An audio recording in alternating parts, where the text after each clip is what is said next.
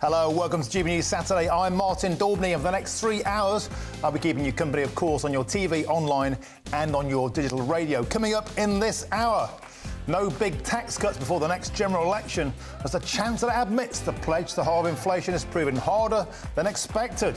Is this the last nail in the coffin for the beleaguered Tory party? Next up, anger in Portland over plans to house asylum seekers on their doorstep. More than 12,000 people have crossed the English Channel in small boats this year, after a record 686 crossed in 13 small boats yesterday. But is the barge really the best way to tackle the migrant housing crisis? And at the end of the hour, the rain in Spain falls mainly on the plane. Everyone should be taught how to speak proper. But no, this isn't Pygmalion or My Fair Lady. It's the latest policy from the Labour Party. But is this levelling up society or just plain old-fashioned snobbery? But first, it's the news headlines with Rory.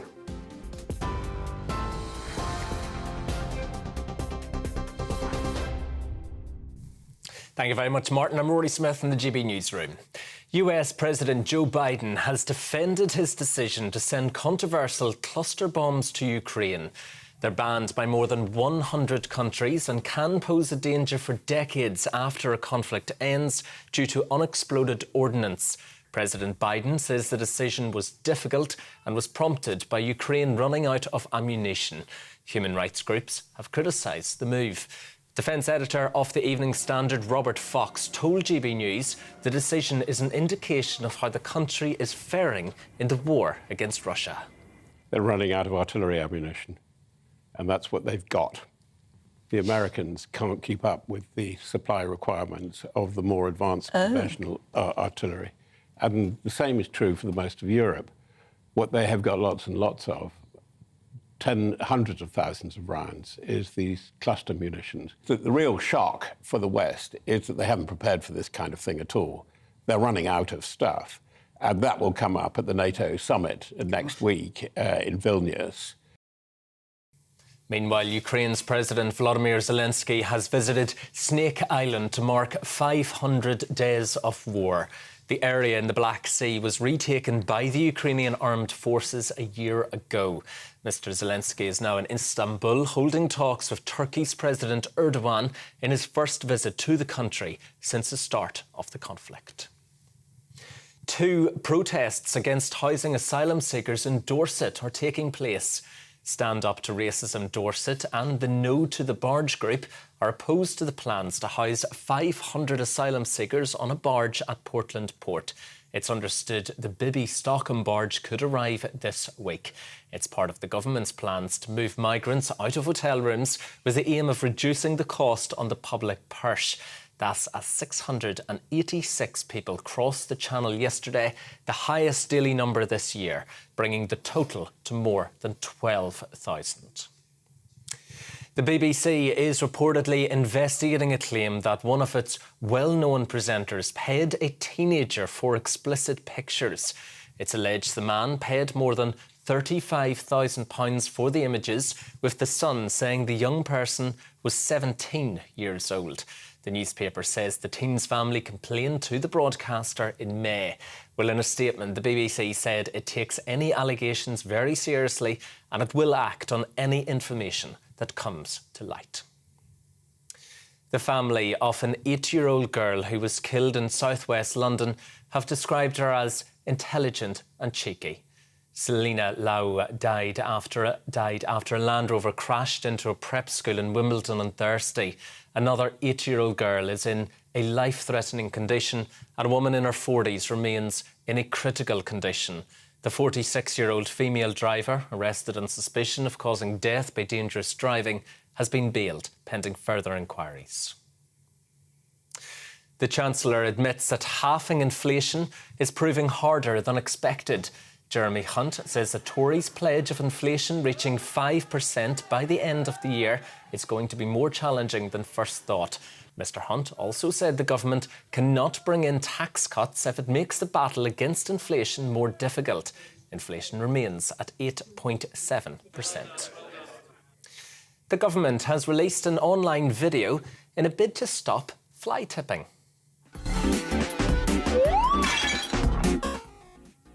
The tweet from the official page for Prime Minister Rishi Sunak reads, "Game over for fly tippers." Well, from today, if you're caught fly tipping, littering or graffitiing, you'll receive a bigger fine and will have to clean it up. This is GB News. We'll bring you more as it happens. Now, though, it's back to GB News Saturday.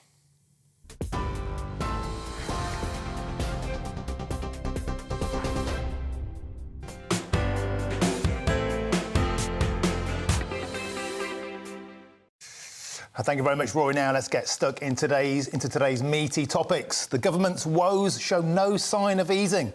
The Chancellor has ruled out any big tax cuts before the next general election and admits that halving inflation is proving harder than expected. Well, Jeremy Hunt's conceded the government can't bring in tax cuts if it makes the battle against inflation more difficult. His comments come at a difficult time for the Prime Minister, who's also under pressure from his cabinet colleagues to increase public sector pay. Well, joining me now to discuss this is GB News senior political commentator Nigel Nelson. Nigel, we've got the highest taxes in Britain since World War II. A lot of people will be forgiven for thinking we voted for Tory and got Corbyn. But any Tories who are hoping for a last-minute tax cut are having those hopes dashed. This is the final nail for the Tories, isn't it? Well, it doesn't help them at all, and you're absolutely right that what the Conservative Party is meant to be is the party of tax cutters. I didn't expect any tax cuts before the next election anyway. It seems to me absolutely impossible to do given the way that inflation is going. So really, it's not a huge surprise that Jeremy Hunt's ruled them out, although at least he's ruling them out publicly now. But certainly, it doesn't help the Tories at all. And I think that the real problem in the immediate term that Rishi Sunak has got is to actually meet his 5 pledges by the end of the year. And of course, halving inflation was one of them. And as the Chancellor has just said, that's looking pretty unlikely too. Yeah, another sort of cause of soaring inflation, of course, is booming wage packets. And on to the next story now. Sunak cabinet is under fire because at least 5 ministers back the independent review for a public sector pay rise. That's Keegan in education, Steve Barclay in health, Ben Wallace, defence, Alex Chalk, justice and Suella Braverman, the Home Secretary, all want these big pay rises. This is more Corbynomics. Well, I mean, it's quite understandable they want the money on the basis that they are all spending departments and each have problems of their own. So Gillian Keegan at education, she's facing teacher strikes. That the pay review body is recommending a 6.5% increase. Rishi Sunak is saying, "Oh, I'm not going to. I might well ignore the pay bodies because of the problem with inflation." And obviously, if they do that, then Gillian Keegan has a problem because you've got striking teachers. So you understand why these ministers are saying what they're saying. The point really here is that these pay rises are below inflation. Any money that goes into the extra money that goes into the economy does, of course, stoke inflation, but these are well below the inflation figure. So on that basis, if you want to solve your industrial relations problems, what you need to do is go along with the pay review bodies, especially for those sectors that can't take industrial action, like the police, armed forces and prison officers. Yeah, now the big question, of course, as ever, is where is the money going to come from? The magic money tree has been bled dry with £2.6 trillion in national debt, Nigel, and now they're arguing about it can't be tax rises. Well, we haven't been given any tax cuts, but now they're saying we can't rise taxes. It can't be increased borrowing. So where is this £5 billion per year going to come from? Well, I mean, the danger, of course, is if they go ahead with it, it comes from existing budgets of the department. So that, therefore, means more cuts along the way. You just can't have it both ways. The economy is quite clearly in a mess. So in the event you don't give the teachers the 6.5%, which would probably settle their strike action, you're going to end up cutting back on facilities for schools. Alex Chalk, the Justice Secretary, will be under a lot lot of pressure on the police, as the Home Secretary will. There could be cutbacks there.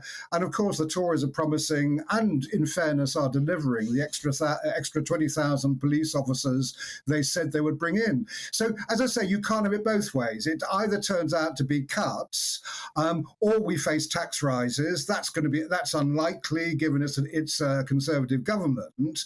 But it means that we are all going to actually suffer some more pain before the election comes around. Talking about pain, there's a poll out in the Express today, Nigel, about the attitude of Conservative voters feeling let down by the Tories. Only 1/3 of 2016 Leavers said they will vote for Conservatives at the next election. 44% of 2019 Tories feel abandoned. The blue-collar Conservative group is agitating around this, saying Sunak had better start showing the public he actually likes and believes in Brexit. Well, I mean, the Brexit thing just rumbles on. We would rather hope that after all these years we'd have actually settled this, but we seem not to have done. I think that a lot of the disappointment about Brexit comes from all the promises that were made at the referendum, and that's by both sides, by the way. It's not just by the Brexiteers; it was by the Remainers too. That what might happen after Brexit, and what we're seeing is that if you voted for Brexit because you wanted to take back control, in Dominic Cummings' immortal words, in other words, to get British sovereignty back, you should have got what you wanted. But there was always going to be a cost to pay, and so that cost is lower wages. It obviously is some of the inflation is caused by Brexit. Probably 6 to 8% of food inflation is actually a direct result of Brexit.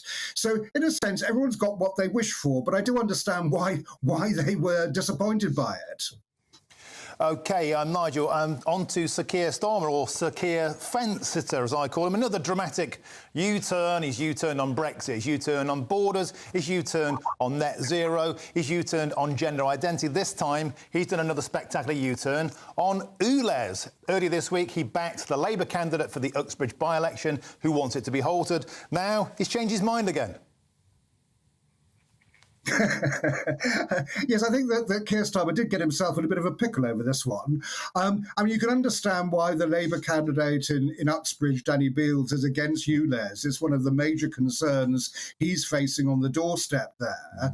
And in a sense, you can understand why Keir Starmer initially then backed Danny Beales. He's his candidate.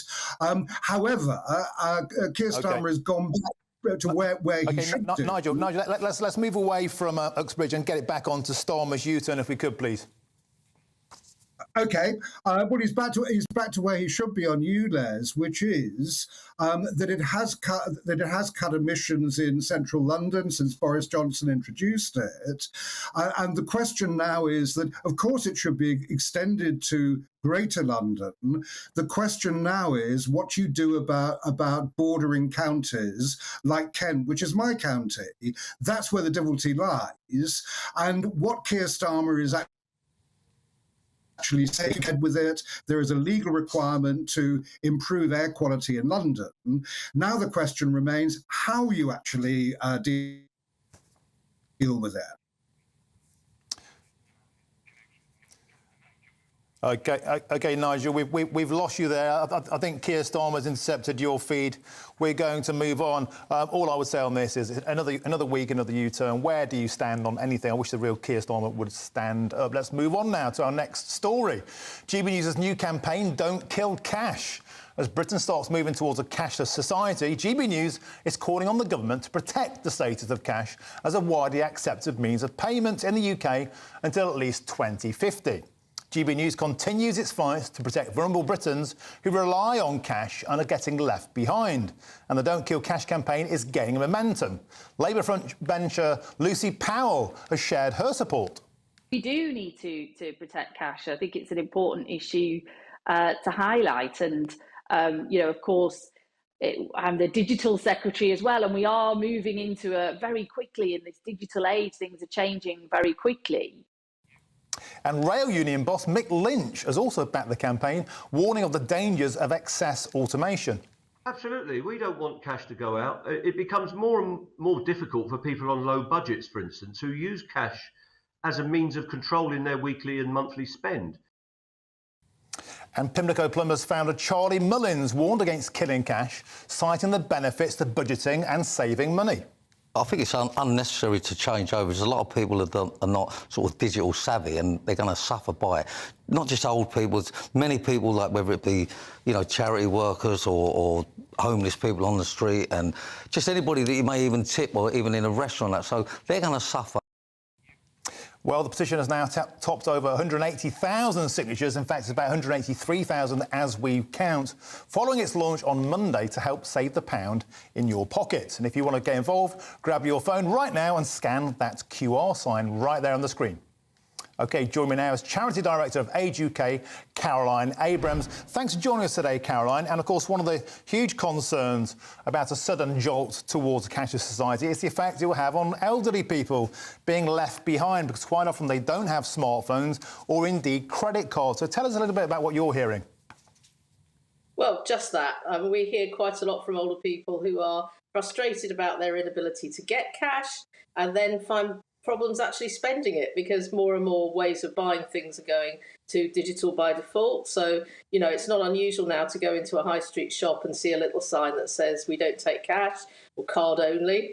And of course, also, you know, there are bugbears for lots of people, like the switch away from the old, you know, pound in the slot to pay for your meter, your parking meter. First of all, it became card and a bit of phone. And now it seems it's not even going to be that anymore. And it's going to move over to you're needing to have an app, which, as you say, means you've got to have a smartphone. Quite a lot of people have got phones, they've got mobile phones, but they haven't necessarily got a really well-functioning, fairly modern smartphone, which you do need really to use an app. Yeah, and Caroline, I don't know if I fit into the Age UK bracket, but I get really frustrated about car parks on coastal pathways. We've got to download an app. You can't get an internet connection. You feel like jumping off the cliff sometimes. But also a big thing in the story this week is the getting rid of train stations, ticket stations. And that's a particular interface of anxiety, isn't it, for elderly passengers trying to get around the country. If they're confronted with not being able to use cash and nobody to even talk to, it's hugely stressful for elderly people.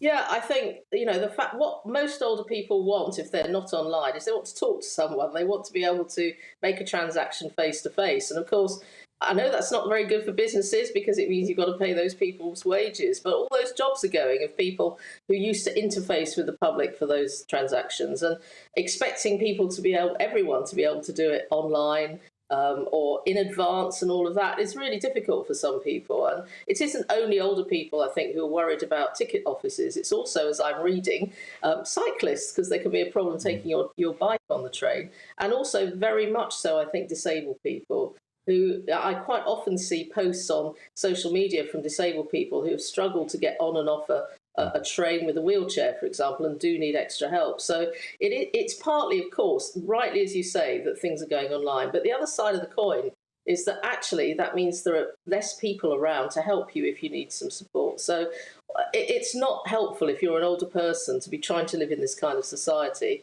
unless, of course, you are internet savvy. And there are older people who are brilliant at the internet, but most, of course, once you get to a certain age, didn't grow up with it. And if you didn't use it at work and you didn't have to come across it, then you can easily get to the age of 65, 70, 80 and had no contact with it at all. And it's people like that, I think, who are really finding it a struggle at the moment. And Caroline, of course, a lot of the change happened during lockdowns. During the cover of lockdown, of course, a lot of businesses went contactless only, getting rid of cash because of the danger of maybe passing on the virus. But there's a huge amount of change in a very short period of time. And for elderly people in particular, that's very stressful, isn't it? Definitely, and they can't keep up.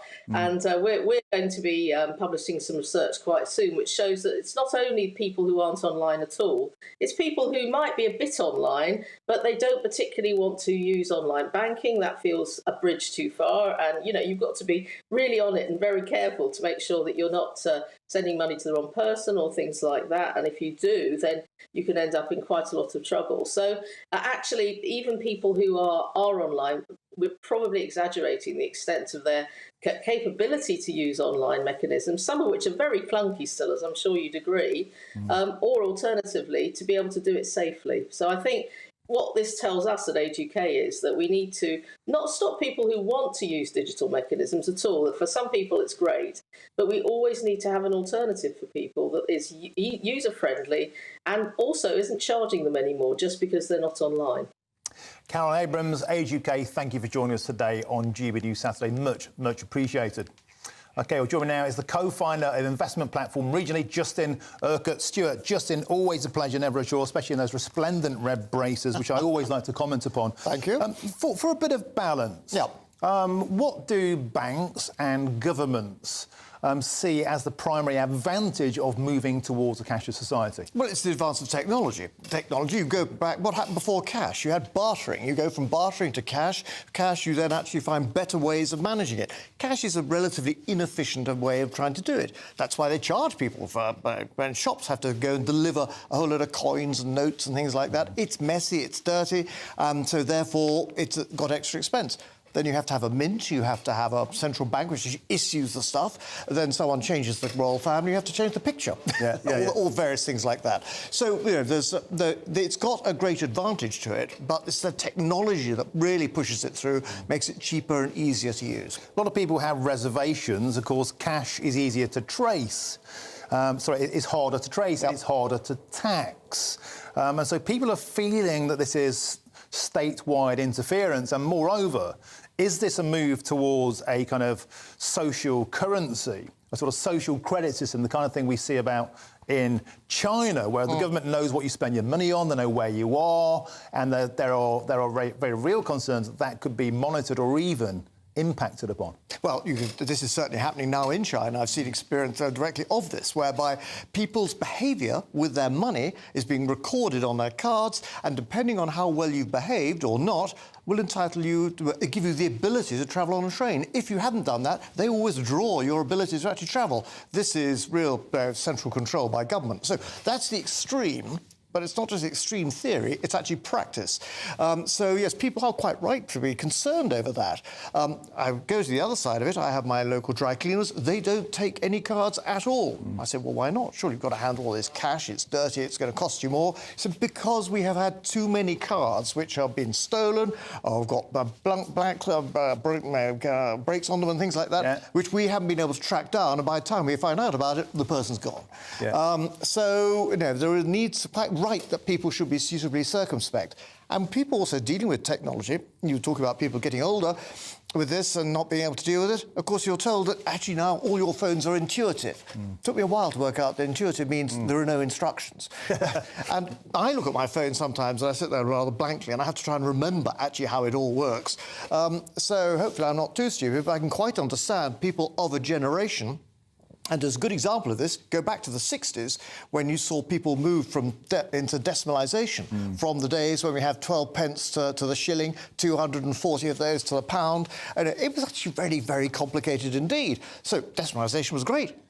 But for the people who were actually used to the previous mechanism, that was a whole new language for them, and they were really very confused indeed and were terrified of actually losing out. Is the nudge towards a cashless society a precursor to a sort of central digital currency? So sterling is a thing of the past, and instead you're getting kind of crypto pounds from the government. Is this just part of a continuity? And will we look back on cash in the same way that we now look back on bartering at some point in the future? Well, the answer is you'll still have both, but different elements. Crypto will still be there, but a crypto, I'd probably get away from calling it that and actually using blockchain to control currency. I can quite understand why the Bank of England actually in due course will have a blockchain currency. Why? Because it'll be able to issue debt in that currency and know precisely who owns it at any one time. Remember, all blockchain is a big cobweb, and in that cobweb you know exactly any transactions that happen, everyone else knows about it. So the government will know precisely is someone actually trying to money launder or cheat our government debt. So it's good control for them. But that's of no use to you if you're just trying to buy some booze around the corner. That you want alternatives to that. Plus the fact there were some really good local initiatives a few years back. We had the Bristol Pound.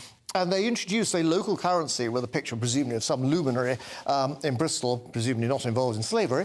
And the idea was to create a local currency to help with marketing Bristol, because you actually had to spend it in the Bristol area. So that's a relatively minor element. But an awful lot of people still, they trust their currency, they've got their coins in their hand. And you mentioned about things like parking and things like that. I, too, find trouble sitting there saying, I've now got to use my phone for parking, but I can't get reception, so I'm stuck. I think you're making a great case there, Justin, for why people still think cash is king. It's overwhelming. In fact, it makes me want to go and get some cheap price booze. Thanks for joining us today on GB News Saturday. You're watching and listening to GB News Saturday with me, Martin Daubney. Tons more to come yet on today's show. But first, let's take a look at the weather with Greg. The temperature's rising. Boxed Solar, proud sponsors of weather on GB News. Hello there, I'm Greg Dewhurst and welcome to your latest GB News weather forecast. We've got heavy showers and thunderstorms in the forecast through the rest of this weekend, though there will be some warm, if not hot, spells of sunshine in between. And looking at the bigger picture, low pressure sits to the west of the UK. It's drawing in that hot and humid air from the near continent, allowing those shower clouds to develop, thunderstorms, some localised disruption possible over the coming days. Looking at the rest of Saturday, we can see those thundery showers pushing north across parts of England into Scotland, merging to give some longer spells of heavy rain. Some localised flooding is possible, but then clearer skies follow behind. Most places dry to end the night. Temperatures, though, quite uncomfortable for sleeping, particularly in the east, 17 or 18 degrees as a minimum, a little fresher across the west. So bright start for many, though rain still clearing northern Scotland, and another area of heavy rain, perhaps thundery as well, pushes into southeast England. And then generally for most, it's a day of sunny spells and scattered showers. Showers most frequent across western parts of the UK, particularly Northern Ireland, Wales, the Midlands, southwest England. Some thunderstorms developing here. Hail, gusty winds, some localised flooding is possible. So do take care. And temperatures on the warm side, but a little lower than Saturday. Those thundery showers continue to push north through the evening, so we could see some localised disruption before these clear and ease away as we head into the early hours. So again, for many, it will be a dry night with plenty of clear skies, but it will keep temperatures up despite this, 14 or 15 degrees as a minimum temperature across parts of England and Wales, a little cooler across Scotland where we have a little more cloud and rain. So it means a sunny start to Monday for many of us, though we do have rain clearing northern Scotland once again, and then further showery rain starting to push in from the west as we move through the day. And it turns more unsettled Tuesday and Wednesday, heavy and thundery showers, temperatures starting to feel fresher. The temperature's rising. Boxed Solar, proud sponsors of weather on GB News.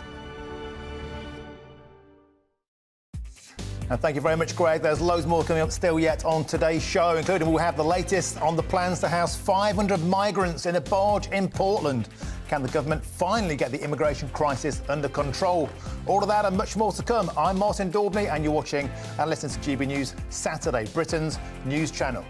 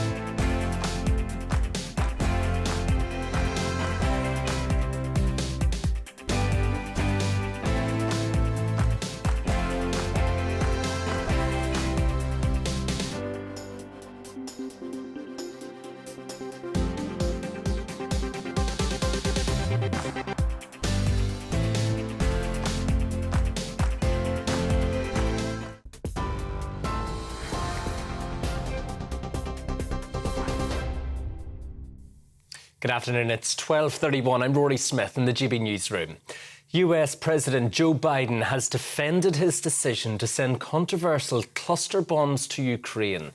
They're banned by more than 100 countries and can pose a danger for decades after a conflict ends due to unexploded ordnance.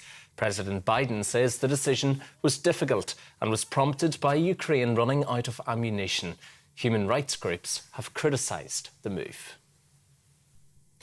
2 protests opposing plans to house 500 asylum seekers on a barge at Portland Port in Dorset are taking place. It's understood the Bibi Stockholm barge could arrive this week. Well, it's part of the government's plans to move migrants out of hotel rooms with the aim of reducing the cost on the public purse. That's as 686 people crossed the channel yesterday, the highest daily number this year, bringing the total to more than 12,000. The BBC is reportedly investigating a claim that one of its well-known presenters paid a teenager for explicit pictures. It's alleged the man paid more than £35,000 for the images, with the Sun saying the young person was 17 years old. Well, in a statement, the BBC said it takes any allegations very seriously and it will act on any information that comes to light. The family of 8-year-old Selena Lau, who was killed after a Land Rover crashed into a school in London on Thursday, have described her as intelligent and cheeky. Another 8-year-old girl is in a life-threatening condition and a woman in her 40s remains in a critical condition. The 46-year-old female driver, arrested on suspicion of causing death by dangerous driving, has been bailed pending further inquiries. That's you up to date, but you can get more on all of those stories by visiting our website. That is gbnews.com. Now, though, back to Martin.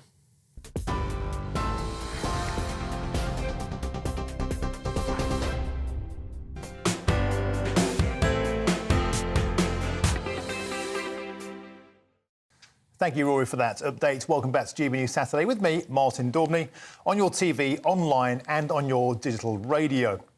Now, more than 12,000 people have crossed the English Channel in small boats this year alone, after a record 686 crossed in 13 small boats just yesterday alone. Portland locals continue to voice their anger at a plan to house asylum seekers on their doorstep.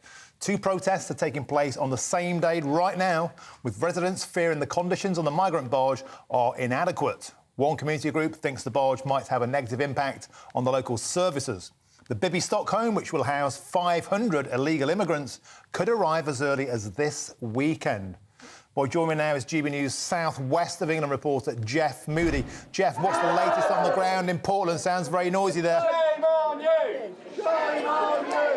It is indeed. There are 2 demonstrations today. There's one from these guys who are calling themselves No to the Barge. They have now marched through the town to Portland Port, who they say has betrayed them by allowing the barge to arrive here, to come into town and to, they say, provoke all of the problems that they say will come as a result of it. The other march was the Stand Up to Racism march.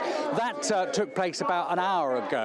Their view is, look, we don't want the barge here either, but their reasons are very different. They say they don't want the barge because they regard it as a prison ship, they regard it as something that is inhumane, and they say that this lot's morals are slightly askew in places for not agreeing to the barge for their reasons. Let's try and find out exactly why some of the people are here. Kate, you've been very vocal in this campaign in recent weeks and months. Why do you feel so strongly about this? I think it's disgusting that a private company can make millions at the cost of the taxpayer. A secretive deal was signed with the Home Office and the residents and the council only found out at the beginning of April. So Portland Port are having a mooring fee, I believe £5,000 a day to moor the Bibi Stockholm. The chartering fees are £15,000 a day. And CMT, who is the management company, have a contract for £1.6 billion. Now, Rishi Sunak says that this is a more cost-effective option.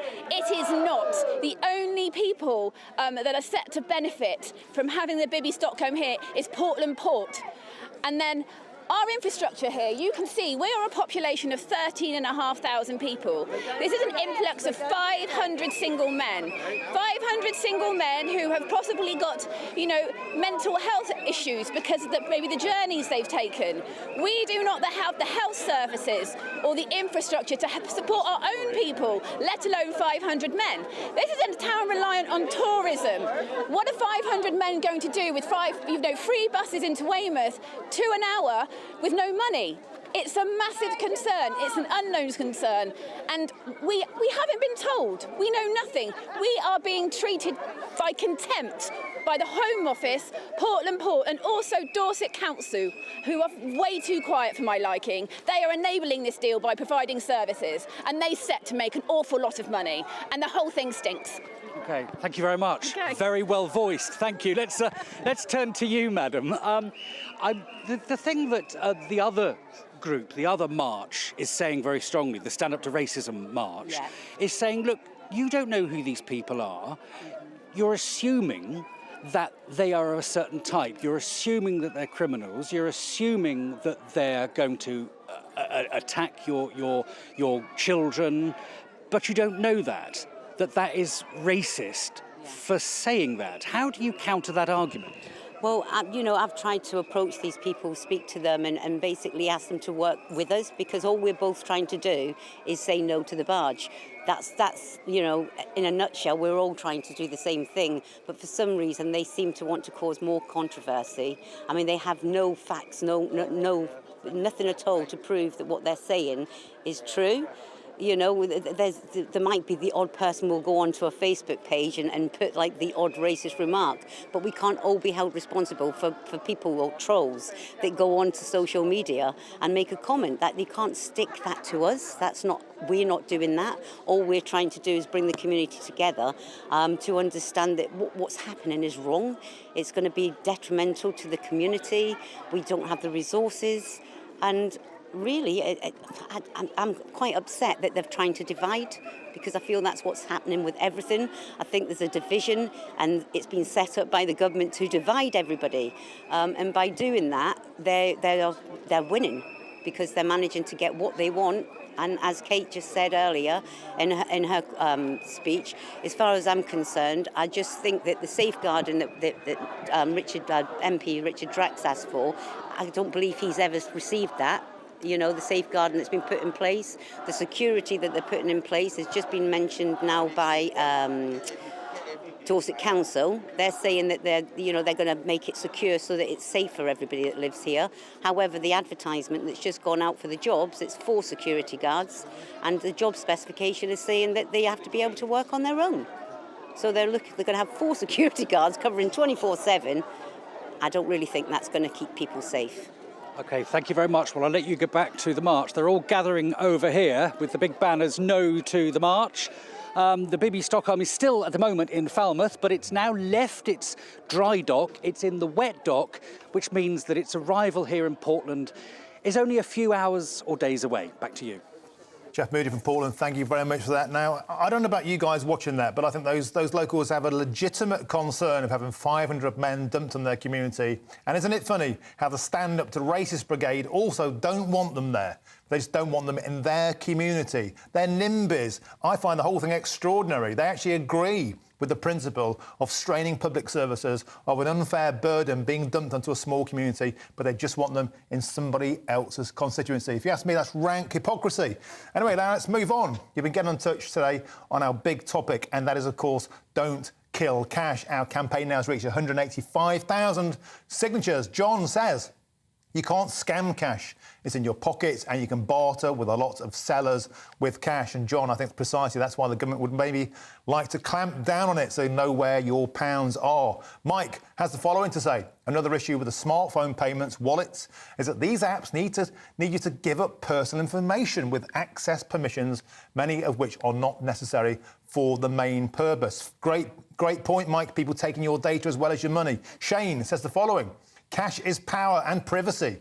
It allows us to keep the government in check. We do not want to be in a situation where we can have our spending controlled through some social credit system. Shane, a superb point. And please keep those views coming in.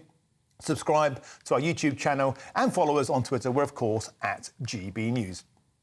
You're watching and listening to GB News Saturday with me, Martin Daubney. There's loads more to come up yet on today's show, including Labour plan to bring in speaking lessons for kids in school in order to further break down class barriers. But is Starmer's shake of education all mouth and no trousers? All of that after these messages.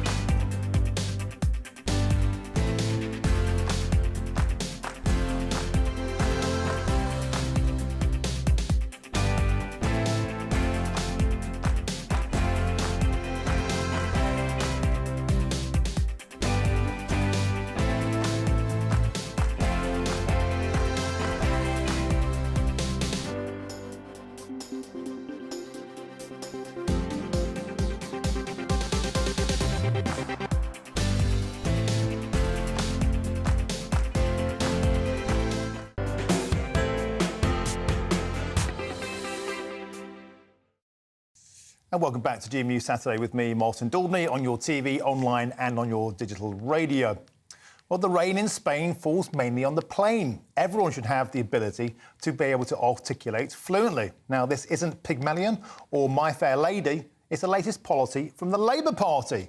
Yes, Sir Keir Starmer has said the best way of shattering the class ceiling, not the glass ceiling, is by ending the divide between academic and vocational education, saying the ability to speak well and express yourself should be something that every child is entitled to and every child should master. Well, joining me now is the former head teacher and chairman of the Campaign for Real Education, Chris McGovern. So, Chris, first of all, we're being told how to think. Now Keir Starmer is telling us how to speak. What do you make of this latest policy? Well, it's the Campaign for Real Education that's supposed to be traditional, but Keir Starmer has taken us back over 2,000 years to ancient Greece, in fact, to a philosopher called Aristotle, who was very much into what they called rhetoric in those days. Look, I'm not against this. I mean, in many ways, it's good that children should be allowed to speak. And you mentioned My Fair Lady, that famous play Pygmalion, where, of course, people draw impressions from how children or adults speak. That is important, but in a sense, a bit of window dressing, because schools should already be doing all of that. And if they're not doing it, then they've got to improve how they teach. What Keir Starmer isn't really talking about are the fundamental problems of education in our country, which is really the quality of the teaching, not the amount of teaching. There's plenty of that going on. It's the quality. And these days, if you want to become a teacher, you've got to first of all pass the test in your political correctness and your wokeness and so forth. There are real problems in schools. And yes, oracy will certainly, we applaud any attempt to help children to speak well. But there's a lot more fundamental problems in our schools about standards. Later this year, we're going to get international results called the PISA tests. They're produced by what are called the OECD number crunchers, and we'll see where we stand internationally. We've not done too badly in reading in primary schools recently. It's taken the government about 30 years to take on board what our campaign was saying 30 years ago, teach phonics. There's been some improvement there. Keir Starmer, a lot of window dressing there, a lot of good intentions, but actually it's all about the quality of the teachers, and therefore you need to focus on that and the quality of what goes on in the classroom. And yes, that should include oracy, should include talking. Face it, Chris, Sir Keir Starmer is hardly renowned for his Shakespearean delivery. I mean, he's no Laurence Olivier, is he? He sounds like a kind of middle management accountant at best. What's wrong with people speaking differently? I mean, I come from Nottingham and I don't want to lose my accent. Why should we churn out identikit kids who speak the same way? Surely regional dialects are one of the beautiful parts of being British. Yeah, I think you've got a very good point there, and we want to keep dialects, and I've lost mine actually. I'm actually a Brummie, though I could revert to Brummie. I suppose we are a bit snobbish about this, and to some extent, I suppose Starmer has said so, that we shouldn't really judge people from how they sound, their accent. There's some truth in that, but you can write or you can speak in a dialect or an accent and still make good sense. I think children do need confidence. Certainly, when I taught in very large comprehensive schools of 2,000 up in North Yorkshire, one of the great things about those schools I taught in was that they did in those days do drama, and children in these big comprehensive schools were doing drama, putting on productions.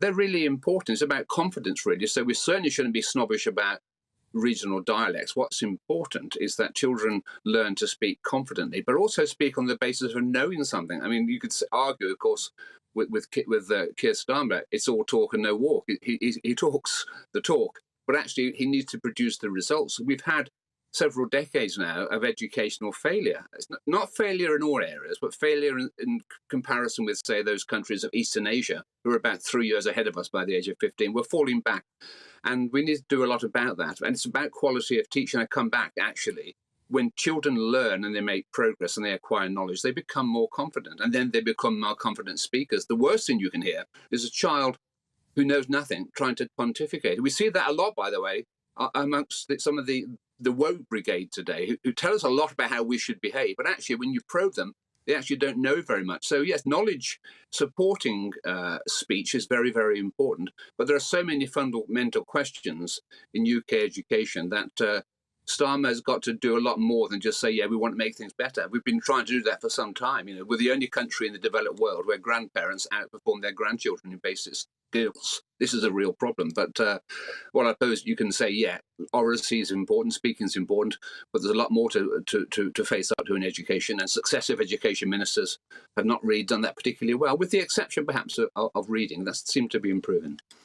OK, Chris McGovern, thank you for joining us today on GB News. Now, I don't know about you, but if Keir Starmer was serious about helping the working classes, he could do something about the fact that the white working classes have been bottom of education for over 20 years, and particularly boys, yet there's not a single political initiative out there to help them. That's the reason I got into politics. Nobody seems to care about these people. Why waste time about how we speak and instead sort them out? Moving on to sport now. British tennis fans were very angry this week as Andy Murray's clash with Stefanos Tsitsipas was called off due to the 11 p.m. curfew they called time early. Murray went on to lose the match, but many fans are saying it's unfair, as Murray was on the front foot before the match was postponed. Well, joining me now is sports broadcaster, the legend Aidan McGee. Aidan, I don't like it when somebody calls time early, and certainly Andy Murray doesn't. The fans are saying if they'd let him play on till the actual curfew, he'd have won it. He was. I mean, look, one thing I would say was that when the tournament referee came out at, I think it was 10:28, he did consult with both players and they both agreed to leave the court. However, there's no doubt that that decision, whether it was a tripartite agreement between the referee and two players, irrespective of that, it cost Andy Murray the match, I feel, because he was in the ascendancy. He was 2-1 up. Yes, he'd had a few problems with his joints. He's got a metal hip, don't forget. He's ostensibly the tennis version of the Bionic Man. He's been rebuilt in the last 5 years, or let's say the last 7 years, with all these injury problems, and he won his last Grand Slam in 2016. But when they resumed play yesterday, it wasn't an easy match for Tsitsipas, but he certainly had the advantage. He's 12 years younger. He's number 4 in the world. He has a genuine chance of going in very deep in this tournament. And it was shades of 2001, really, when, for a different reason, it was the rain on this occasion. Tim Henman against Greg Rusedski. Henman talks about it now. He still talks about it, 22 years later. He said that was the easy time to win Wimbledon. And the rain break in that semi-final against Goran Ivanisevic, when he was in a really commanding position, turned the tie, and Ivanisevic went through to a final, beat Patrick Rafter, and won his only Grand Slam. So these things do matter.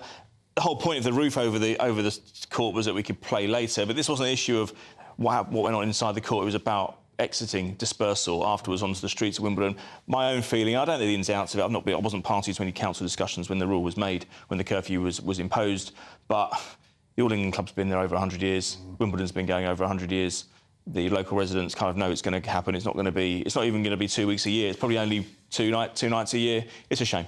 And Andy Murray's already saying this might be his final appearance at Wimbledon. Well, yeah, I mean, we've heard a few people say that in the past, and Rafa Nadal says that it's his last year as well. But let's see if the after effects of defeat, he feels defeat very badly, as badly now, he says, as he did 15 years ago. But basically, yeah, I think it's a good chance we may have seen him for the last time on the grass. OK, well, that would be a shame. Aidan McGee, we don't have enough time to talk about the Ashes. Well, let's do that another time. Thank you very much for joining us on GB News. You're watching and listening to me, Martin Daubney. Lots more to come up yet on today's show. But first, let's take a look at the weather with Greg.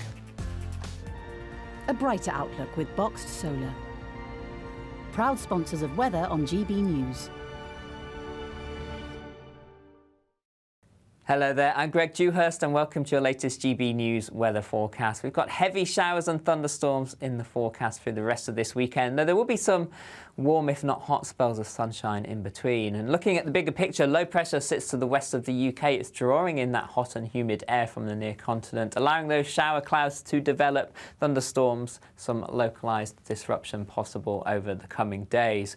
Looking at the rest of Saturday, we can see those thundery showers pushing north across parts of England into Scotland, merging to give some longer spells of heavy rain. Some localised flooding is possible, but then clearer skies follow behind.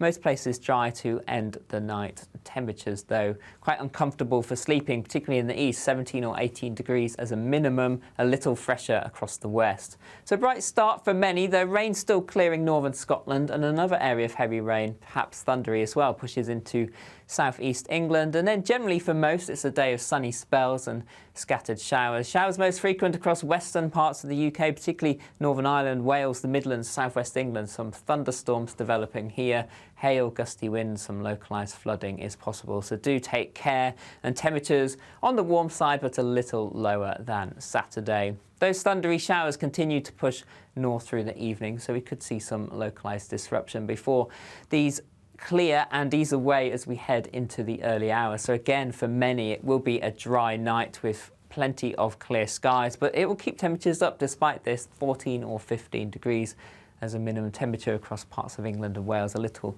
cooler across Scotland where we have a little more cloud and rain. So it means a sunny start to Monday for many of us, though we do have rain clearing northern Scotland once again, and then further showery rain starting to push in from the west as we move through the day, and it turns more unsettled Tuesday and Wednesday, heavy and thundery showers, temperatures starting to feel fresher.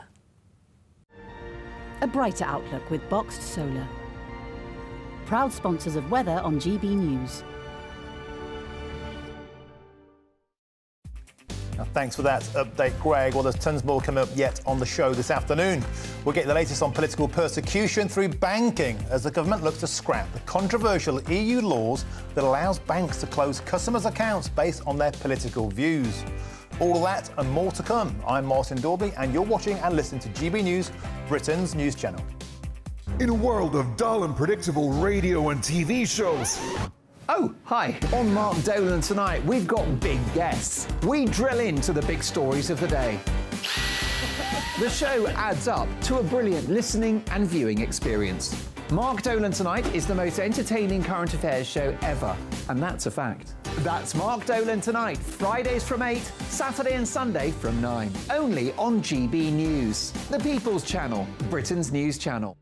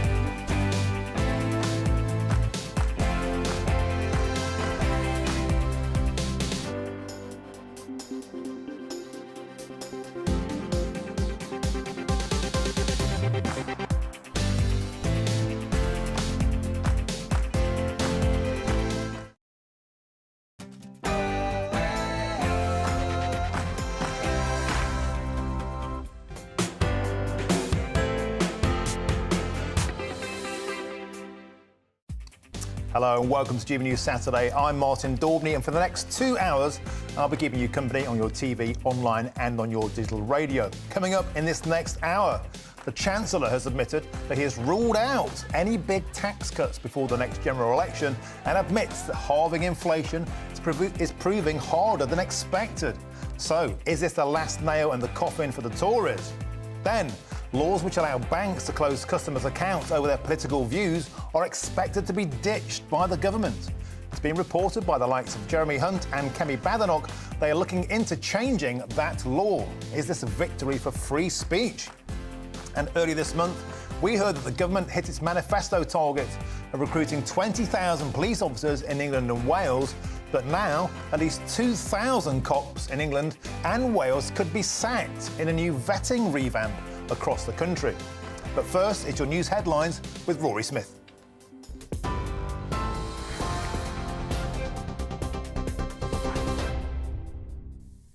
Thank you very much, Martin. The Prime Minister, Rishi Sunak, has made clear that Britain discourages the use of cluster munitions after the US President agreed to send them to Ukraine. Rishi Sunak says the UK is one of 123 signatories of a convention banning their use and Britain is instead supporting Kyiv by providing tanks and long-range weapons. Joe Biden stands by his decision to send the controversial ammunition after human rights groups criticised the move.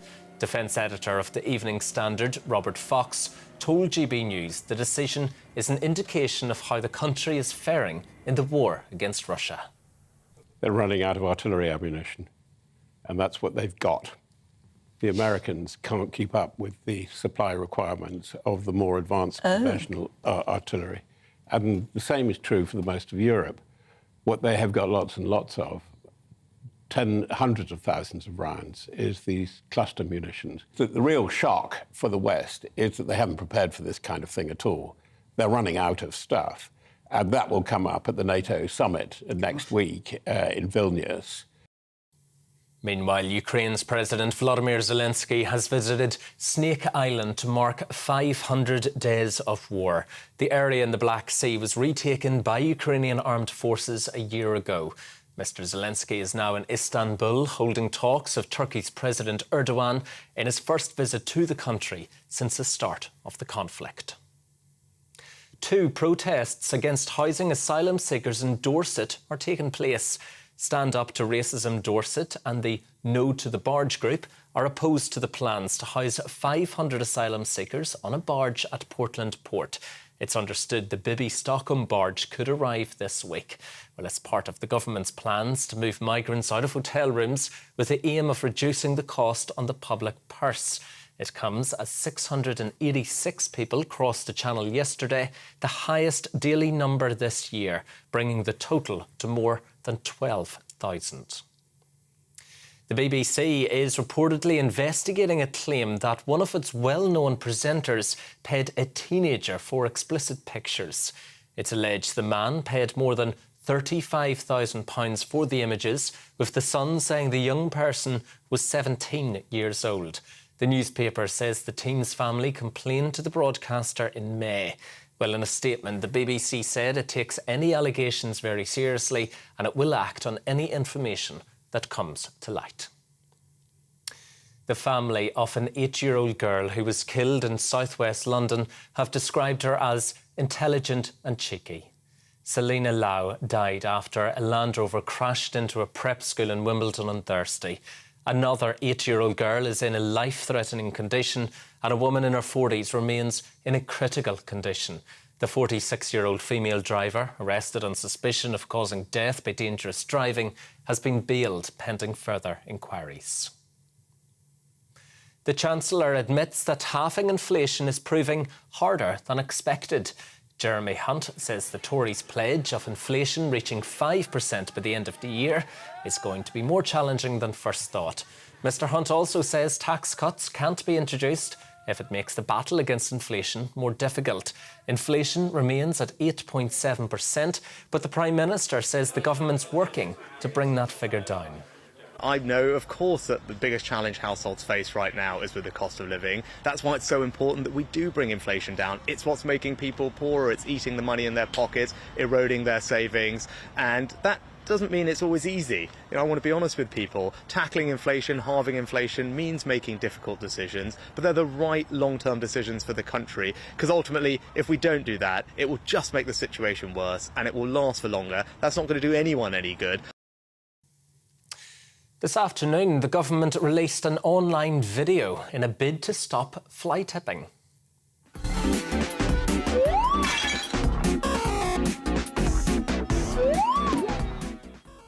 The tweet from the official page for the Prime Minister Rishi Sunak reads, "Game over for fly tippers." Bigger on-the-spot fines for litter, graffiti and fly tipping are now in force as part of a crackdown on antisocial behaviour. This is GB News. We'll bring you more as it happens. Now, though, back to Martin.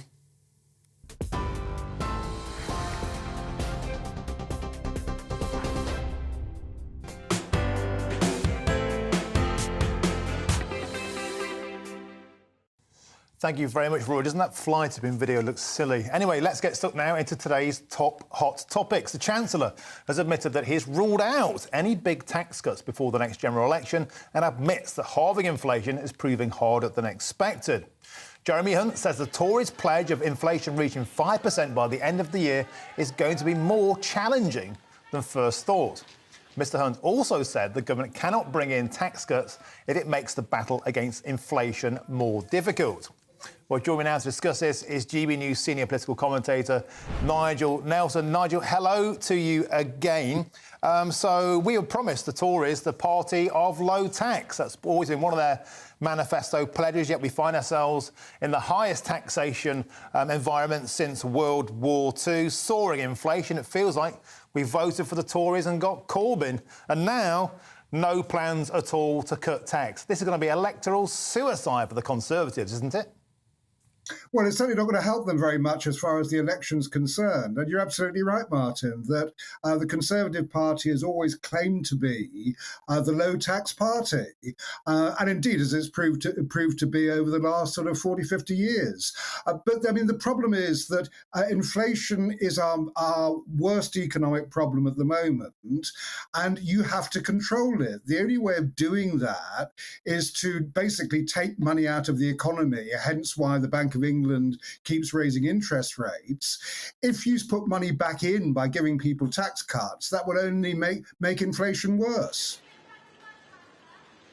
Another thing that's come forward, he's asking companies have a moral duty to hold down prices. Well, they're companies. They don't have a duty to keep inflation down. And again, it sounds like more Corbynomics. Well, I mean, the problem there is that we've got a very tight labour market. What has been happening is employers have needed to pay an awful lot more to get the staff they need. So you're talking about between 6 and 8% more than they would have done, say, last year to actually do that. As a result, that has an inflationary pressure because they then put the cost of that onto prices. But again, if you've got a tight labour market, the only thing you could do to ease that would be to increase immigration and bring in foreign workers who employers only have to pay 20% less than British workers. Now, another thing that's sure to send inflation spiralling is pay rises, Nigel. And we find out today that 5 big hitters in the Tory cabinet are backing the 6% public sector pay rises. That's Gillian Keegan in education, Steve Barclay in health, Ben Wallace, defence, Alex Chalk in justice, and Suella Braverman, the real big hitter, basically saying, let's get £5 billion out of the kitty to pay public sector workers. More Labour Party pledges by the sounds of it. More to the point, Nigel, where the hell is £5 million going to come through when we were £2.6 trillion in national debt? Well, that's the problem. I mean, the only way you can get that kind of money really is from borrowing. And again, one of Rishi Sunak's 5 key pledges is to bring debt down. So they don't want to do that. You can't blame the ministers in question for wanting more money, though. I mean, this is always the constant conflict between the Treasury and the spending ministers. If you're someone like Steve Barclay at Health, you're looking at doctor strikes, and the only way you can avoid that and keep to trying to get NHS waiting list down is by paying the doctors more money. So he needs more money. The danger, of course, is if they do pay this money out, and £5 billion is about the cost of it, that would mean major cuts in public services to fund it. So in a sense, that you're in between a rock and a hard place, whatever you do. OK, and £5 billion is a lot of money to try and find, and it's going to dismay Tories. There's a poll out in today's Express, Nigel. It shows that only 1/3 of 2016 Leavers will vote Conservative at the next election. When it comes to the 2019 Tory vote, 44% feel completely abandoned by the party. More grim reading for Rishi Sunak. Yeah, I mean, at the moment that Labour have increased their lead again, so they're now sort of 26 points ahead, and we're certainly in landslide territory. And I think what's going to happen as we get nearer the election is the polls will close. There won't be anything like this when we get around to voting. And probably the best kind of indication we have of an election result was the local elections in May, And of course, had that been a general election, we'd have been looking at a hung parliament. So probably the best that Rishi Sunak can hope for is a minority government of his own. OK, and Keir Starmer's done another U-turn this week, Nigel, this time on ULEZ. Yes, indeed. Yeah, I mean, where he's got back to is he's talking about the fact that the problem that Sadiq Khan faces is there's a legal obligation to get air quality down in London. Now, he doesn't have to do ULEZ to do it. That's not part of the deal. But he's chosen that way. And of course, when Boris Johnson introduced it, it does seem to work. That you're talking about emissions going down by half in central London, and the idea is to extend that to outer London. Problem you face, of course, is the counties that border it, and the fact that some people live in those counties but work in London and would face the £12.50 ULEZ charge. OK, Nigel Nelson, thank you for joining us on the show again today. And on that issue of ULEZ, we mentioned that Danny Beales, the Labour candidate in the Uxbridge by-election, has spoken out against Sadiq Khan's ULEZ expansion. The other candidates for the major parties are Steve Tuckwell, he's the Tory candidate and he's anti-ULEZ.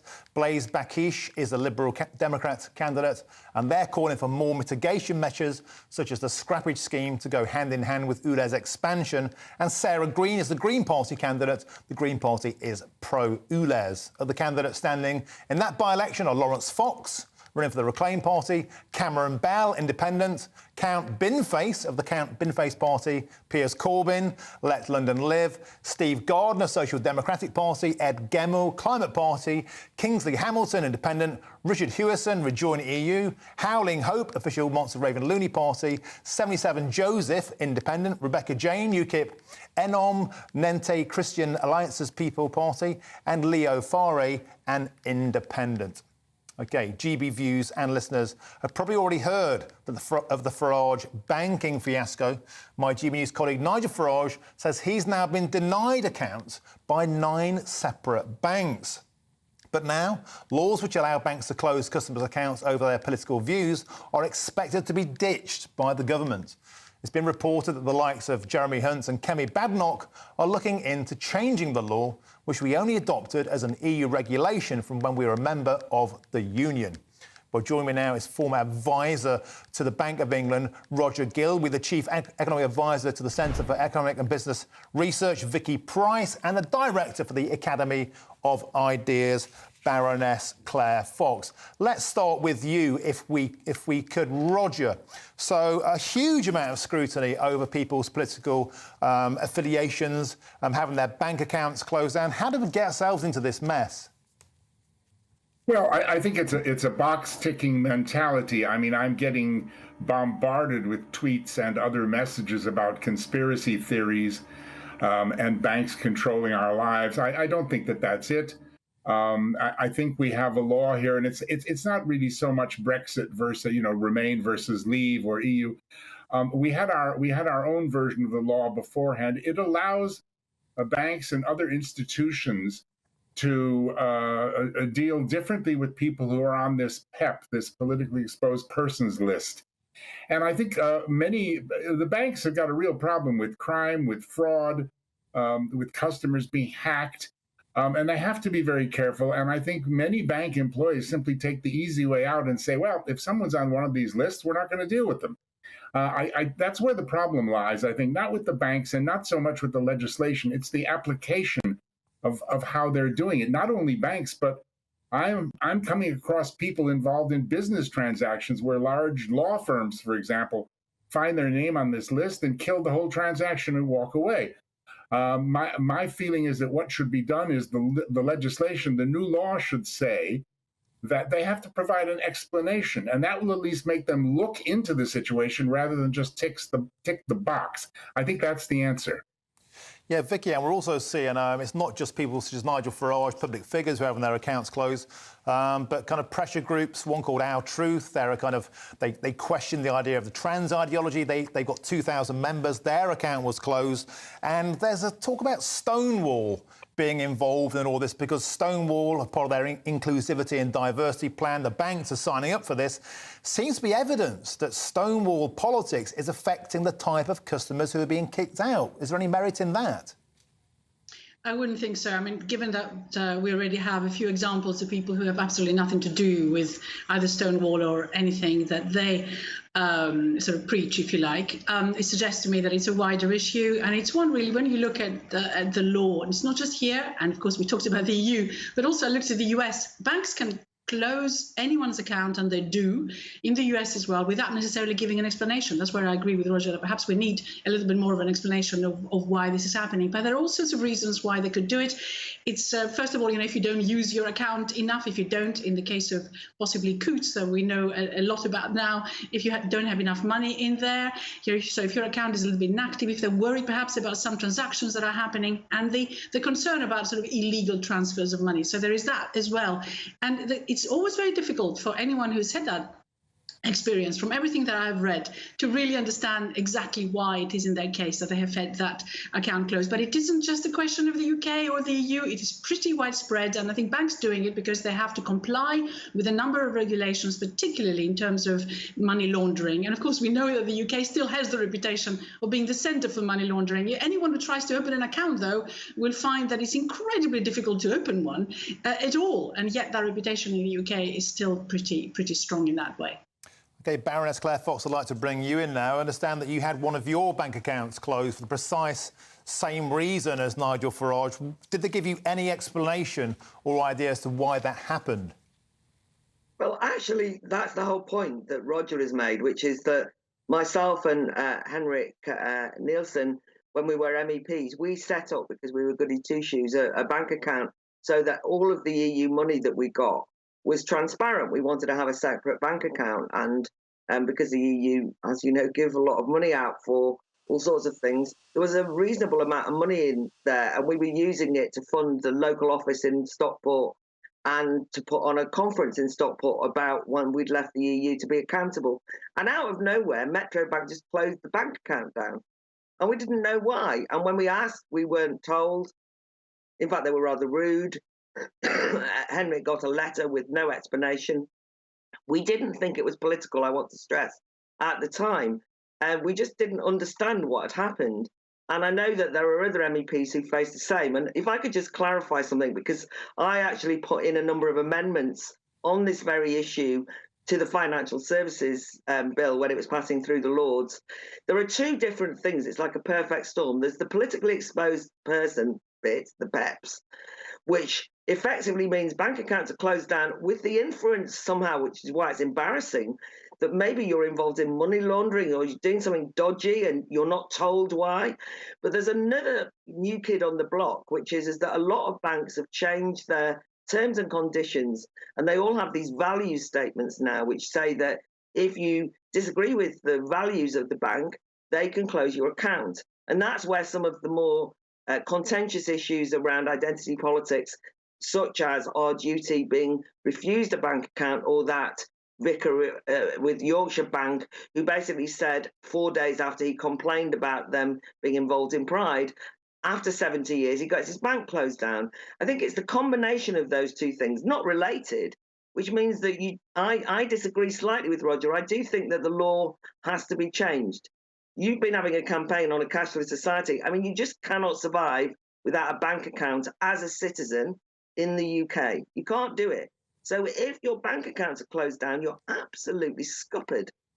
And that's very dangerous. And it's not just well-known PEPs, people in the public eye. It could be anyone. And I just think that we need to ensure that it's seen as a vital service. They can't close down your gas because of your views or because you're politically exposed. They shouldn't be able, if you're, to close down your bank account in the same way. OK, Roger, can I return to you now? Because it does seem to be a bitter irony indeed that the rule that got Nigel Farage closed down is an EU law. Can you explain to us the difference between the definition of a politically exposed person in a domestic sense and in the European Union's take on that, and why that's become a particular problem for people like Nigel and people like Claire Fox? Yeah, well, the European, the EU definition is stricter than ours. But I think there's some red herrings here.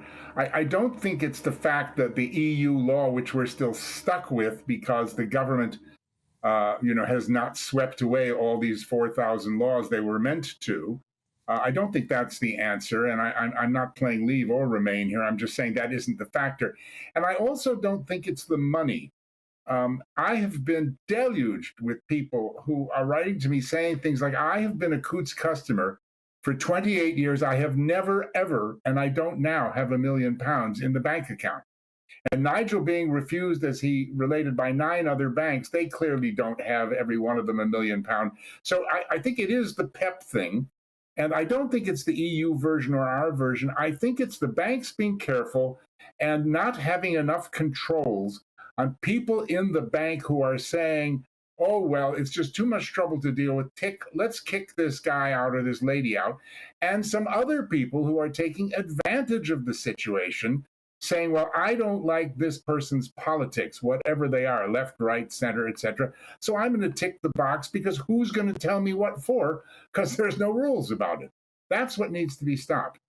Yeah, Vicky, that's a great point. Come onto you again now, because Justin Trudeau, of course, froze out the truckers who protested against him over vaccine mandates. The ability to switch off somebody's money makes you debanked. It makes you a non-person. Do you think this is the beginning of a concerning trend, particularly as we move towards a more digital currency? There is an ability just to switch people off and make them financial non-people. And people are starting to think that this is politically motivated.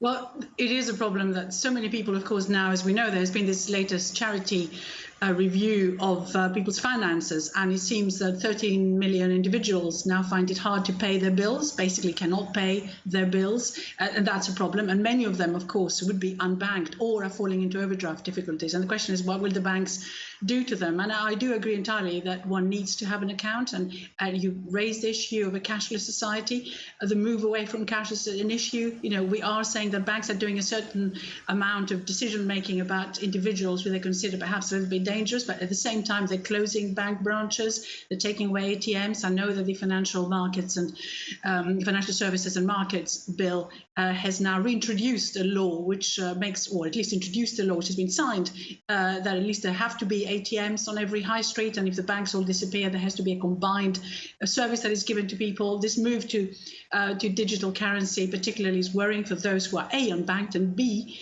find it very, very difficult to live without cash.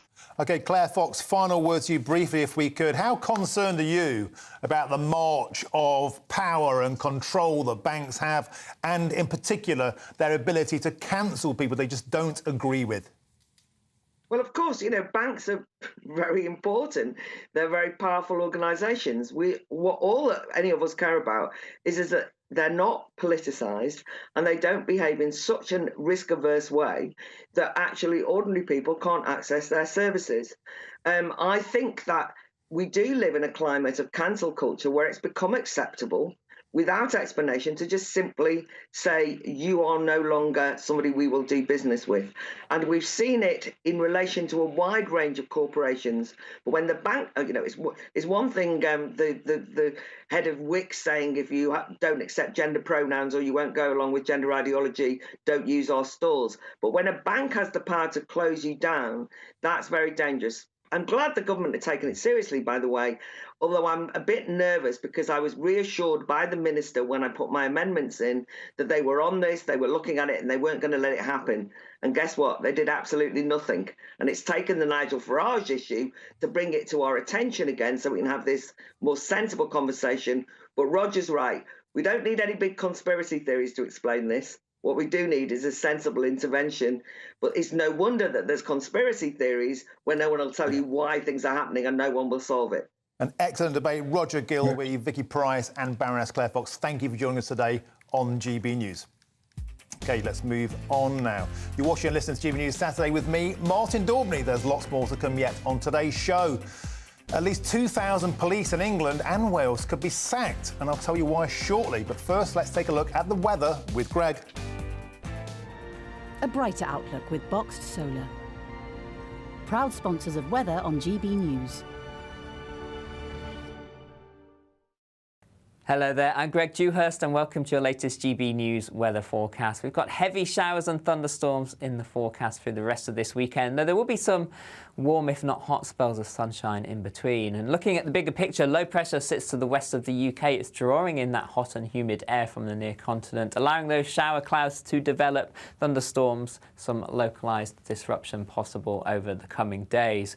Looking at the rest of Saturday, we can see those thundery showers pushing north across parts of England into Scotland, merging to give some longer spells of heavy rain. Some localised flooding is possible, but then clearer skies follow behind. Most places dry to end the night. Temperatures, though, quite uncomfortable for sleeping, particularly in the east, 17 or 18 degrees as a minimum, a little fresher across the west. So bright start for many, though rain still clearing northern Scotland, and another area of heavy rain, perhaps thundery as well, pushes into southeast England. And then generally for most, it's a day of sunny spells and scattered showers. Showers most frequent across western parts of the UK, particularly Northern Ireland, Wales, the Midlands, southwest England. Some thunderstorms developing here.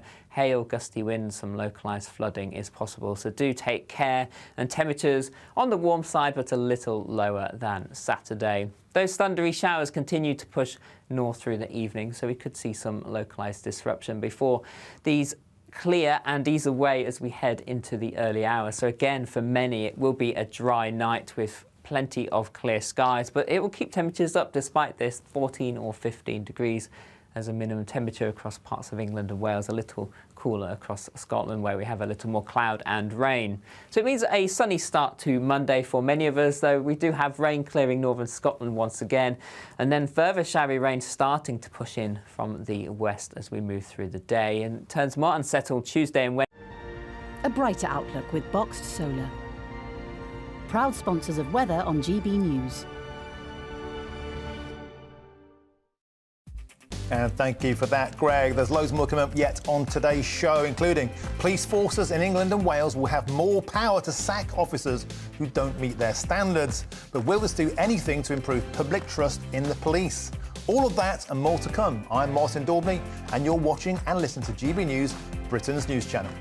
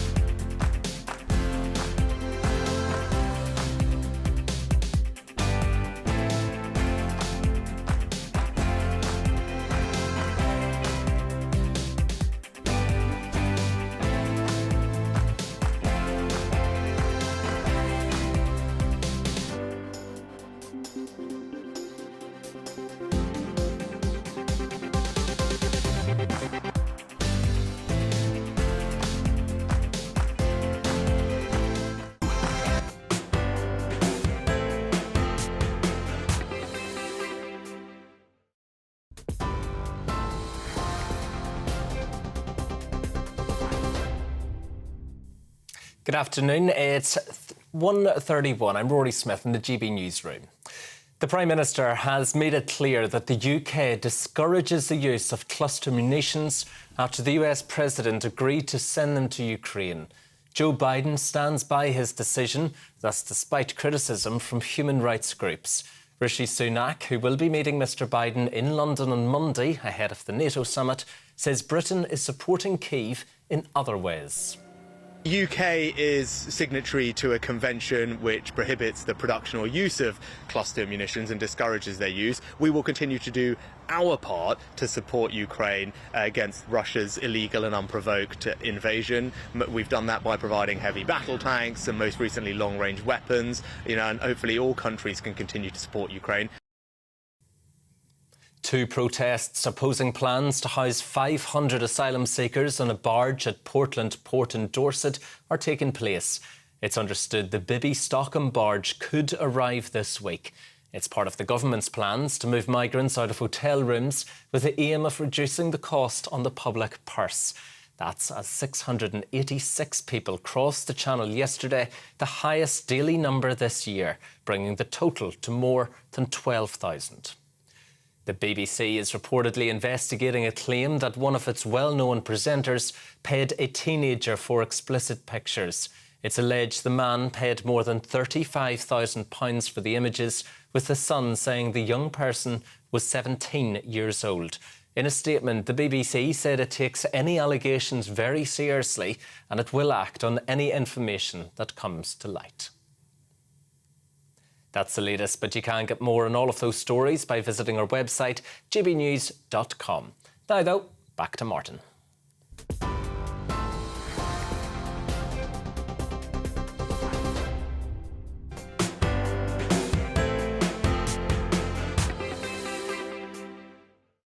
And thanks for that update, Rory. Welcome back to GB News Saturday with me, Martin Daubney, on your TV, online and on your digital radio. Well, as you've just heard in the bulletins, the BBC says it's taking all allegations very seriously, following reports that one of its presenters paid a teenager for explicit pictures.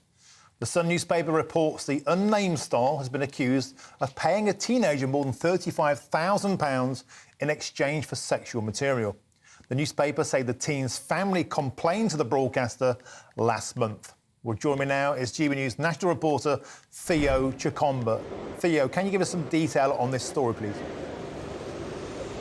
Yes, good afternoon to you. Well, what we understand at the moment is that a BBC Star presenter who's currently not on air is under an investigation for sending around £35,000 to a teenager from 2020, and this is something that they're investigating internally. Neither the Star nor the teenager or the young person hasn't been named at the moment, and according to the Sun, this began in 2020. And we also understand that the family sent a complaint to the BBC on the 19th of May this year. Now, we understand that the BBC has responded to this, saying we treat any allegations very seriously and we have processes in place to proactively deal with them. And as part of that, if we receive any information that requires further investigation or examination, we will take steps to do this. And they go on to say that includes actively attempting to speak to those who have contacted us in order to seek further detail and understanding of this situation. It's also worth mentioning that the mother of this alleged young person claims that her teenager used the cash to fund a drug addiction and blames the mystery presenter for destroying her son's life. The investigation at the moment continues, but as we say, this BBC presenter or star is currently unnamed. Theo Chikomba, thank you for that update live from the BBC. We will get in touch on our big topic of the day, and that's the Portland barge protest happening as we speak. Jan says the protesters against the parking of migrants in their community should be getting together with other affected communities, hiring buses and going to the gates of Downing Street, where they should demand that Rishi Sunak comes out to face them. Great point, Jan. Over to John, who says this is going to destroy a lot of tourism in seaside resorts, and a lot of the seaside resorts are Conservative MPs, so watch them get wiped out at the next election. John, that's a great point. This certainly has a political fallout. A lot of people feel abandoned and let down on the issue of taking back control of our borders. Next point from Andy, who says, I live 30 miles away from Portland. This entire thing is a disaster waiting to happen. We haven't the infrastructure. Andy, when we spoke to protesters in Portland earlier, they said precisely that. 12,000 locals, a health service, a hospital already creaking at the seams, 500 military-aged men dumped on the community. They simply can't cope. And what's interesting is that those people from the area who don't want anybody to come there at all, and the so-called anti-racists who want them to come to Britain but just not to their area, they agree on this. They agree that the local infrastructure simply cannot cope. They've come together on that point. So keep your views coming in on that and any other topic we're discussing today. Subscribe to our YouTube channel and follow us on Twitter. We're, of course, at GB News. You're watching and listening to GB News Saturday with me, Martin Daubney. There's tons more coming yet on today's show. With Joe Biden due to meet the King and Rishi Sunak on Monday in an official state visit to Britain, I'll be asking, after its recent manoeuvres over NATO's top job, does Biden hate Britain? All of that after these messages.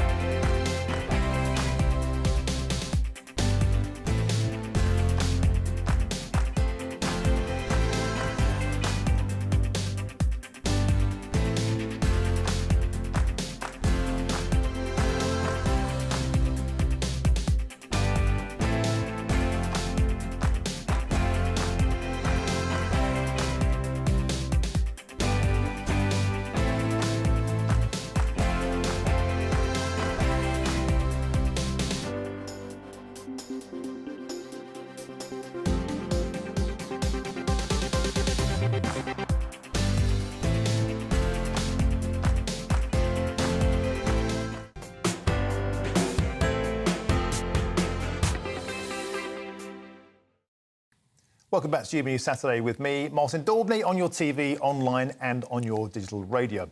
Well, earlier this month, we heard that the government hit its manifesto targets of recruiting 20,000 more police officers in England and Wales.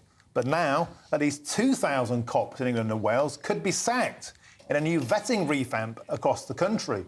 In light of the Wayne Couzens and David Carrick scandals, police forces will be about to sack officers who fail to meet new policing checks and regulations. Well, joining me now is former Scotland Yard detective Peter Blexley. Peter, it's always a pleasure to have you on the show.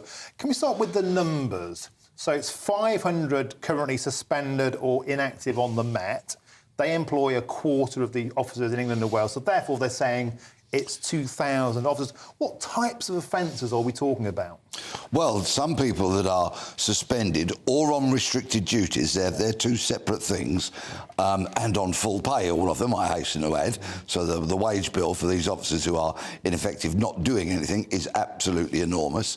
Some are very, very serious allegations, such as rape, serious assaults, inappropriate sexual relationships, possession of drugs, all manner of alleged wrongdoing. And of course, these investigations need to be speedy, they need to be effective, and a lot of what Suella Braverman has been talking about recently is about streamlining the police discipline process so they can get rid of these wrong-uns in a much more swift and effective way. Now, a lot of people might say, Peter, the obvious question, like, for example, if I apply to work in my son's school, I have to have a full criminal background check, and any of those offences would have been red flagged and stopped me even getting inside a school as a volunteer. How the heck can a police officer with that kind of criminality even make the grade in the first place? Vetting and standards. The vetting of police officers coming into the various services throughout the years has fallen well short of what it should have been. And in fact, the Met Commissioner, Sir Mark Rowley, has admitted this, and it has created a significant problem because they lowered the bar so low that people with inappropriate criminal convictions were joining the police, which is unthinkable to an old school detective like me. Yeah. Anyone with a criminal record wouldn't get anywhere near the gates of Hendon Training College years ago. But sadly, that's not been the case in recent times. So how do they get through vetting? How isn't this flagged on a basic background check? Perfect question. It's been absolutely ludicrous that the standards have been lowered and the vetting has been so poor. For example, they've abandoned things like home visits, which were absolutely par for the course in the day when I joined, and that home visit was really important. It would be done by a local police officer, maybe a constable, a sergeant or an inspector, and they would go, certainly when I had the local cop come and visit me, and he was very engaging, very conversational, and then made up some kind of excuse for me to go and with him to look at my bedroom. Of course, what's he looking at? He's looking to see what the posters are on the walls and all that kind of things, and what books I might have propped up next to my bed, and then making a judgment call on whether he thinks I should have been appropriate to join the cops. So, on the face of it, this seems like a great idea. It's a positive initiative to help the police clean up their act. They're constantly being told that they're not only predators and criminals and violent rapists in the force, but also culturally, institutionally racist, homophobic. This is a good idea. Oh, undoubtedly. And I'm so pleased for the good cops. That's who I'm pleased about, because I would not work alongside somebody who had a serious criminal conviction. What does it look like when you go to the Old Bailey and you get into the witness box, give your evidence, only to be followed by another police officer whose first question from a smart defence barrister might be, "Officer, do you have any criminal convictions?" And the answer would then be yes. It could completely undermine a case, apart from the fact that people with criminal convictions overwhelmingly should not be police officers. Hear to that. And also public trust is a thing we talk about all the time, Peter. As a former copper, you must despair that public trust is so low. But this kind of initiative to clean up the cops, it'd be welcomed by the vast majority of people, particularly women, who've been particularly beleaguered by these kind of predators. Yes, but there is a very long way to go and a very difficult, winding path for the police to negotiate until they win back public trust, and they've got to earn that trust. And by and large, what do they need to do? They need to remember the moderate majority. Those people who have their houses burgled, who have their cars broken into or stolen, who have their local neighbourhood blighted by a bit of graffiti. Those people haven't had investigations in recent years. years, so they haven't engaged with local police. Consequently, trust has imploded on that front as well. So, Peter, if we're clearing out 2,000 wrong-uns, what would you like to see put in place? What kind of people would you like to see brought in to replace this tranche of wrong-uns? We talk a lot, don't we, about people with life experience, not just graduates. I have to say, I think a better candidate would be attracted to the police if they got a reasonable pay offer. And I would like to see some of the pension conditions that were butchered in recent times. I'd like to see those reinstated because, as I've often said to people, only yesterday, in fact, a young person was talking to me about joining the police. And I said two things. You won't get rich and you won't be popular. But in return, you should get a decent salary and a decent pension so you can look back on your career of public service with some pride and some economic comfort. Peter Blexley, it's always a great pleasure to have you on the show, and I think the viewers out there will echo what I believe. If we had more people like you in charge, then we wouldn't be in this mess in the first place. Thanks for coming to the show today. Moving on to our next story now, and more than £1 million has been raised after the Prince of Wales competed in a charity polo match this week. Prince William scored 2 goals and was presented with a trophy by his wife, the Princess of Wales. Our royal correspondent, Cameron Walker, has the details. The Prince of Polo. Wealthy donors and invited guests watched the future king carefully control his horse, scoring 2 winning goals for his team. Despite supporting his father in Edinburgh on Wednesday, the Prince of Wales is back here in Windsor raising money for charity. More than £1 million has been raised for organisations close to the Prince and Princess of Wales. 9 charities will share the fortune between them. Louise Ellis from Baby Basics, which supports new mothers and families, explains how the money will help. Events like this help us to actually not just manage the day-to-day, but to plan and think about the future. So for us, we want to develop and grow as a charity, and that's not just in terms of growing the number of centres that we have, but how do we future-proof and resource and equip ourselves to meet the changing needs of those families across the UK. The Princess of Wales champions the importance of early childhood development and launched her Shaping Us campaign earlier this year. Her Royal Highness watched her husband from the sidelines. As a former air ambulance pilot, Prince William wanted to support Wales Air Ambulance. The charity's boss, Sue Barnes, explains the Prince's connection. His Royal Highness is one of our own. So he is a HEMS pilot. He flew many missions for our colleagues in East Anglia. And so it's fantastic to have a royal patron who truly understands the work that we do. Since the Prince first played in the Royal Charity Polo Cup in 2006, over £11 million has been raised for charity. Thursday's match has taken the total to £12 million. A cheer when William and Kate kissed on the field. The Princess presented William with a trophy alongside other players from the winning team. But with an extra £1 million raised for charity, it appears there are many more winners. Cameron Walker, GB News, Windsor. Well, you've been getting in touch on a big topic of the day, and that's elocution lessons. Keir Starmer's manifesto pledge. Anthony says the following. What a great idea. Let's start with Angela Rayner. Anthony, I think you've nailed it. I mean, Tory scum, she's hardly one for great elocution or fondness of phrase, is she? Andy, however, says the following. I was brought up rough and ready on an estate in Barnsley.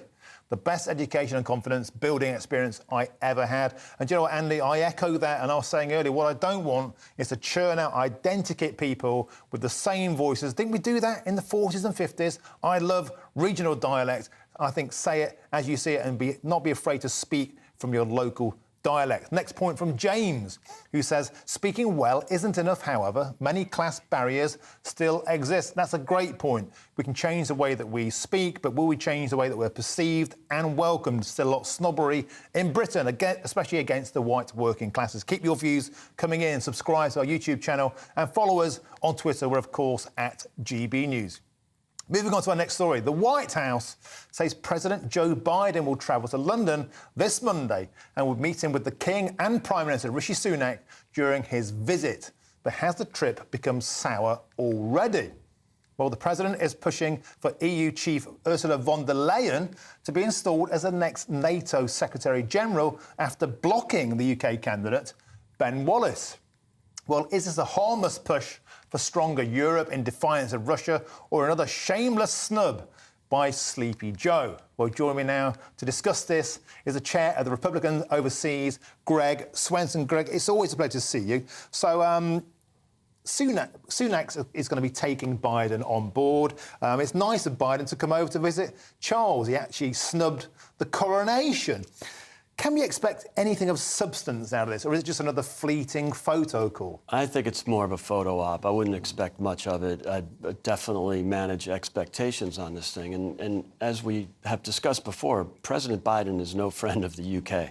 That's for sure. So maybe he's doing this to kiss and make up, and maybe, you know, to catch up on or overcome some of the mistakes he's made, you know, like the coronation, like getting involved in Liz Truss's mini budget and criticizing it, like supporting Ireland at all costs over any interests of the UK. So this, you know, there's some history here, and it goes way back. Yeah, and the particular issue of Ursula von der Leyen, the European Commission Commissioner President, she's been very outspoken about her desire for a European army. In the chair, I was there, I heard her maiden speech. She made a direct pledge for this. An EU army is a kind of cut-price NATO. Is this a worrying thing for Britain to see NATO, UK after all, is the second biggest financial contributor to NATO? But this feels like Sleepy Joe is going for more of a globalist EU power base for NATO. Without a doubt. And it goes back to the Obama administration with the criticism of Brexit and the UK will be in the back of the queue. Well, now we really are in the back of the queue here in the UK. And it's not good for the UK, obviously, having a globalist, having someone who's failed her way up the ladder, you know, a complete failure as defense minister. Why would you want someone who's not served in the military but also failed as the defense minister as the head of NATO? It's because Biden is so convinced that the EU and multilateral organizations are good. He's clearly a globalist. He has very little regard for the UK, and it's also bad for America. Nigel Farage has been saying that he's always felt that Biden has never liked the UK. He's right. Always been biased against us. It was disrespectful to miss the coronation.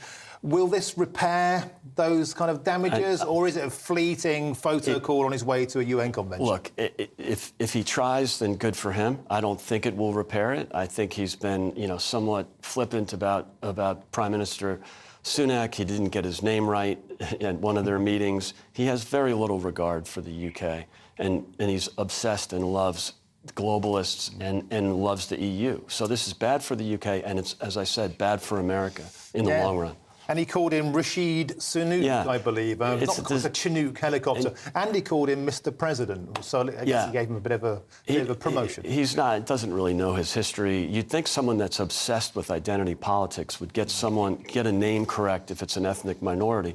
You know, because that's all he really cares about is identity politics.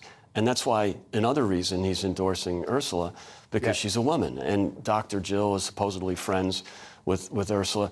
You know, this is just another moment where he's choosing someone based on their race or their gender. Okay, Greg, I'm afraid we have to leave it there. We could talk all day about Greg Bosses. Thank you. You're watching and listening to GB News Saturday with me, Martin Daubney. There's loads more coming up yet on today's show. But first, let's take a look at the weather with Greg. That warm feeling inside. From Boxed Boilers. Proud sponsors of weather on GB News.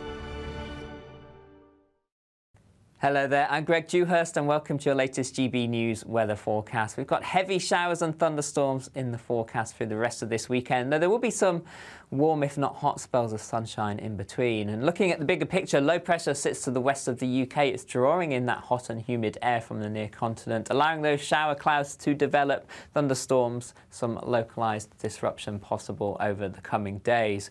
Looking at the rest of Saturday, we can see those thundery showers pushing north across parts of England into Scotland, merging to give some longer spells of heavy rain. Some localised flooding is possible, but then clearer skies follow behind.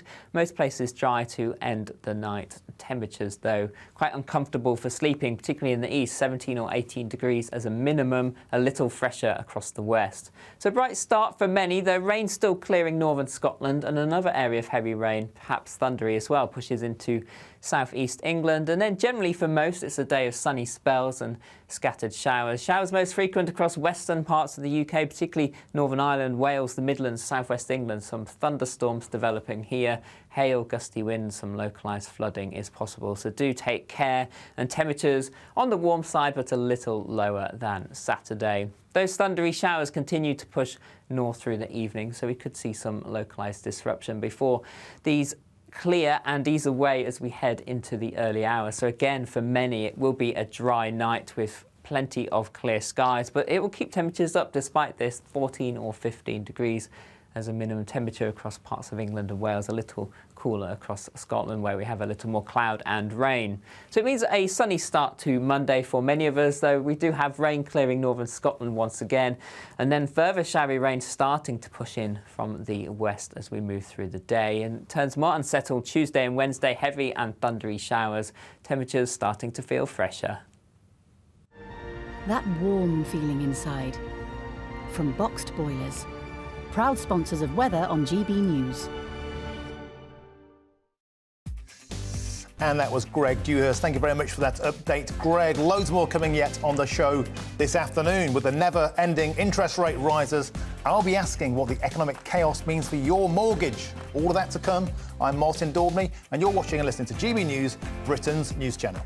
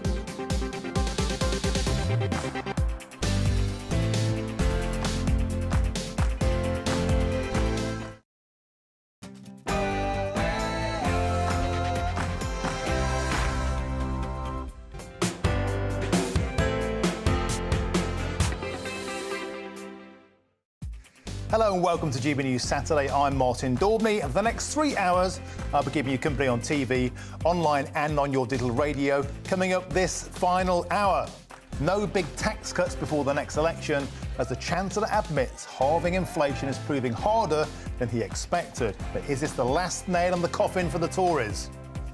Anger in Portland over plans to house asylum seekers on their doorstep. Is the barge really the best way to tackle the migrant housing crisis? And the BBC licence fee is regressive. Well, that's the verdict from former Chairman Richard Sharp, who says that richer people should pay more. Well, does he have a point? But first, it's the news headlines with Rory Smith.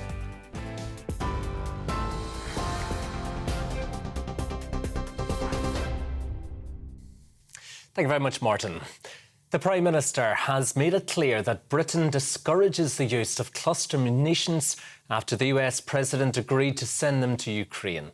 Joe Biden stands by his decision, and that's despite criticism from human rights groups. Rishi Sunak, who will be meeting Mr Biden in London on Monday ahead of the NATO summit, says Britain is supporting Kyiv in other ways. The UK is signatory to a convention which prohibits the production or use of cluster munitions and discourages their use. We will continue to do our part to support Ukraine against Russia's illegal and unprovoked invasion. We've done that by providing heavy battle tanks and most recently long-range weapons, and hopefully all countries can continue to support Ukraine. Meanwhile, Ukraine's President Volodymyr Zelensky has visited Snake Island to mark 500 days of war. The area in the Black Sea was retaken by the Ukrainian armed forces a year ago. Mr Zelensky is now in Istanbul, holding talks with Turkey's President Erdogan in his first visit to the country since the start of the conflict. 2 protests against housing asylum seekers in Dorset are taking place.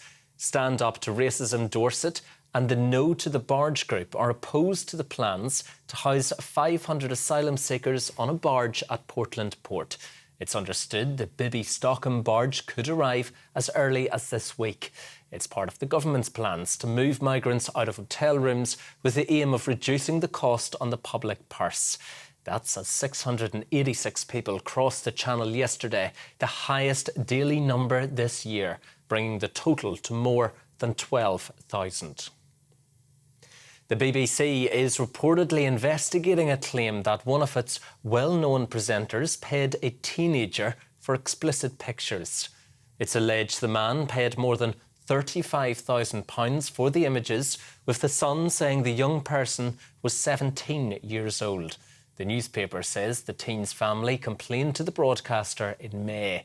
In a statement, the BBC said it takes any allegations very seriously and it will act on any information that comes to light. The family of an 8-year-old girl who was killed in southwest London have described her as intelligent and cheeky. Selena Lau died after a Land Rover crashed into a prep school in Wimbledon on Thursday. Another 8-year-old girl is in a life-threatening condition, and a woman in her 40s remains in a critical condition. The 46-year-old female driver, arrested on suspicion of causing death by dangerous driving, has been bailed pending further inquiries. The Chancellor admits that halving inflation is proving harder than expected. Jeremy Hunt says the Tories' pledge of inflation reaching 5% by the end of the year is going to be more challenging than first thought.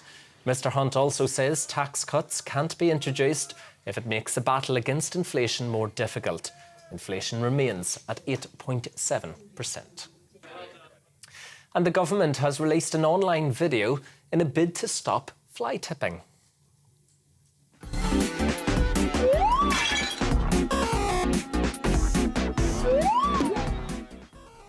The tweet from the official page for Prime Minister Rishi Sunak reads, "Game over for fly tippers." Bigger on-the-spot fines for litter graffiti and fly tipping are now in force as part of a crackdown on antisocial behaviour. As GB News will bring you more as it happens. Now though, back to Martin.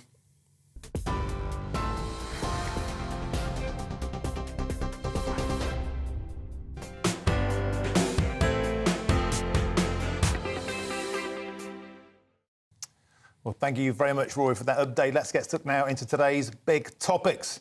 The government's woes show no signs of easing.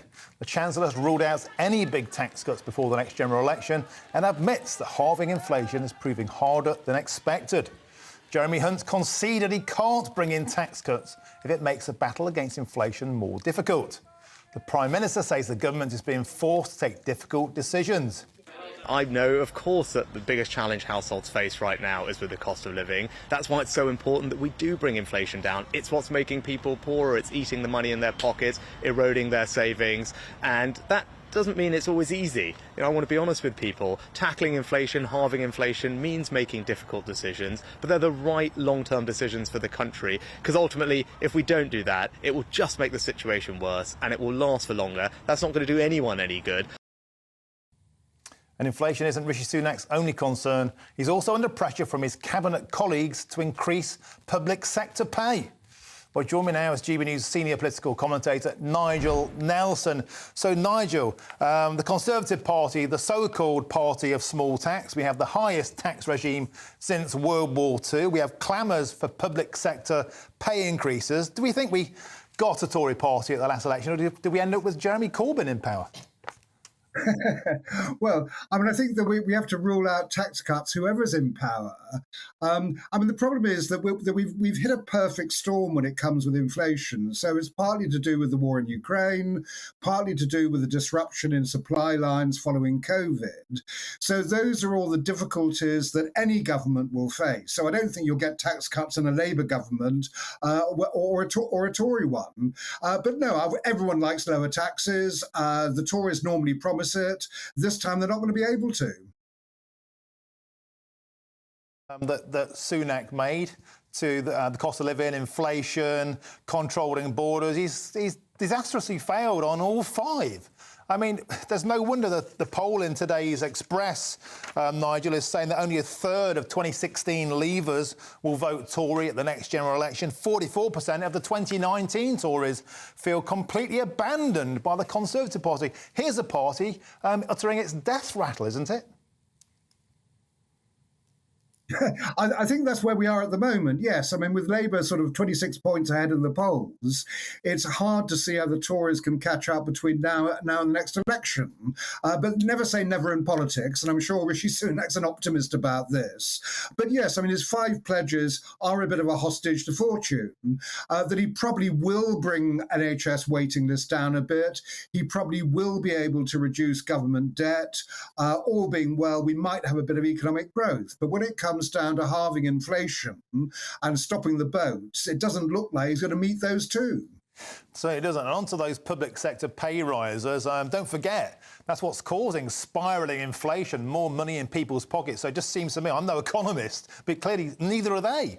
Because giving 6% pay rises, Gillian Keegan backs this in education, Steve Barclay in health, Ben Wallace in defence, Alex Chalk in justice, and Suella Braverman, the big beast, the Home Secretary, wants it as well. This is just gone to £5 billion we've got to find to even fund this per annum. Where the heck are we going to find £5 billion from, Nigel, when we're 2.6 trillion in national debt? Well, the options are borrowing more or cutting public services, and that's the kind of problems that Rishi Sunak faces. These are all spending ministers. They're facing strike action within their own sectors. So obviously, what they want to do is get some more money.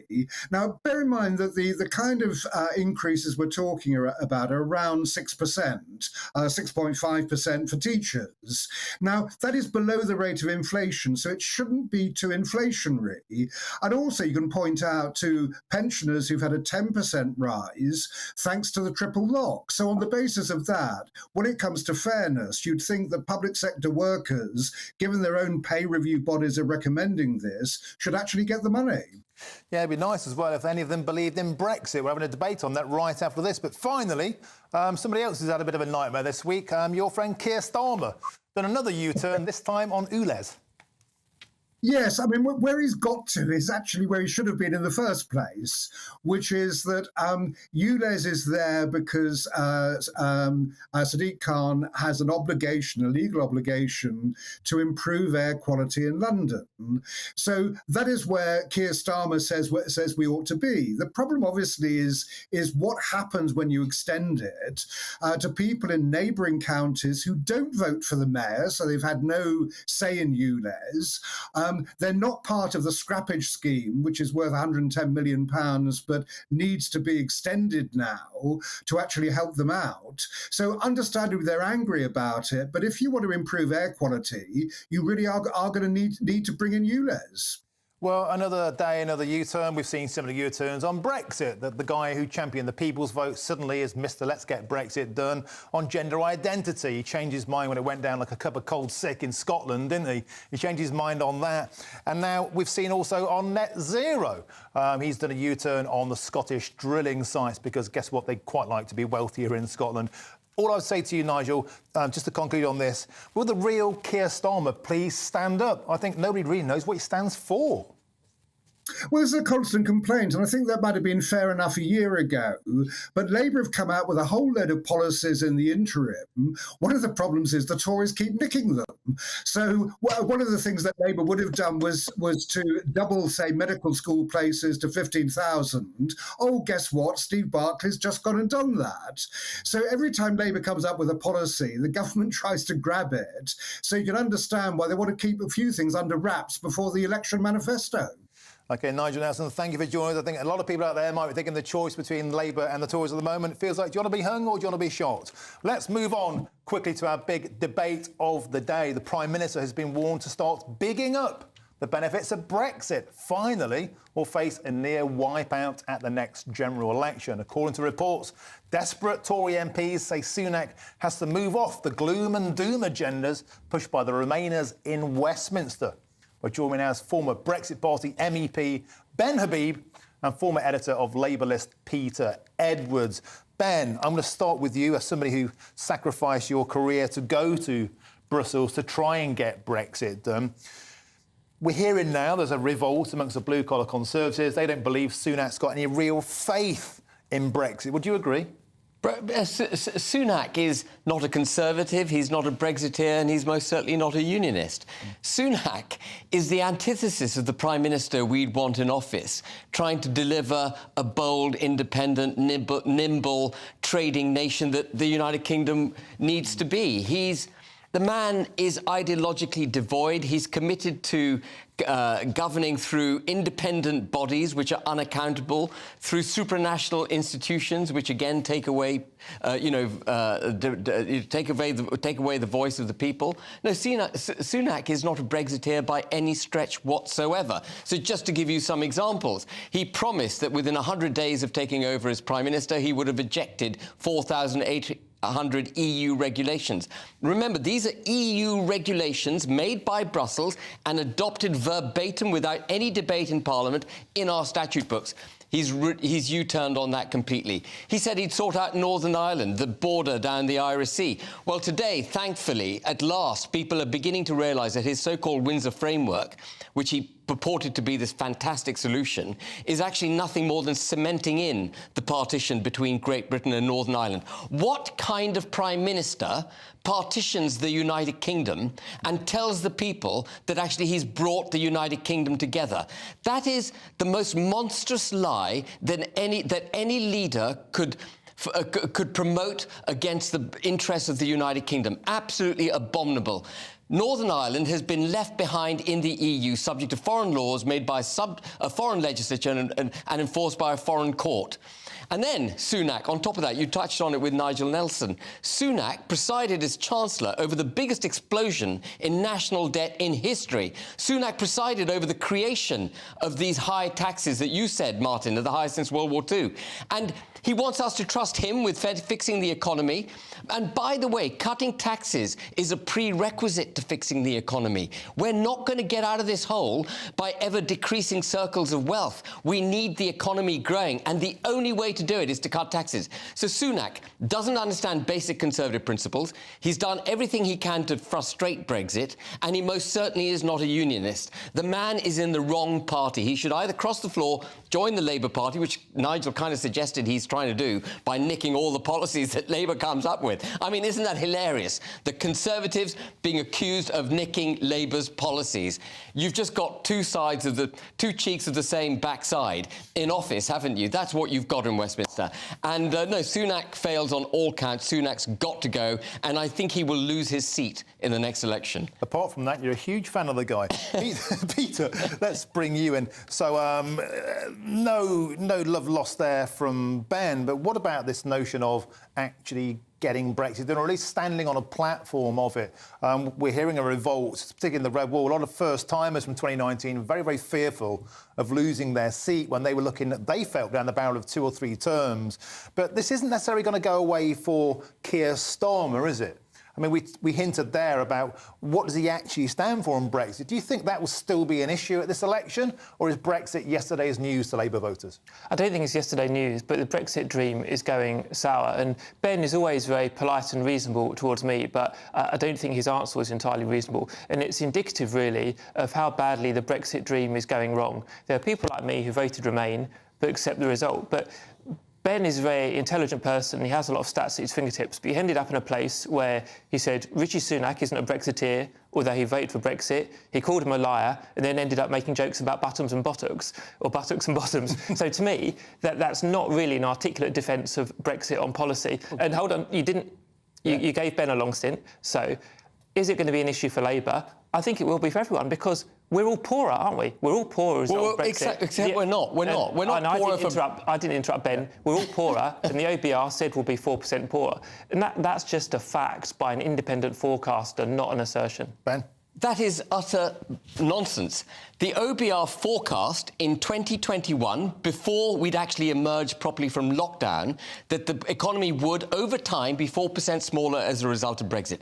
The only mechanism by which we can be poorer is if trade with the EU is damaged. And thankfully, we now have 1 year's worth of statistics, 2022, outside lockdowns, post-Brexit, where we can measure trade with the EU.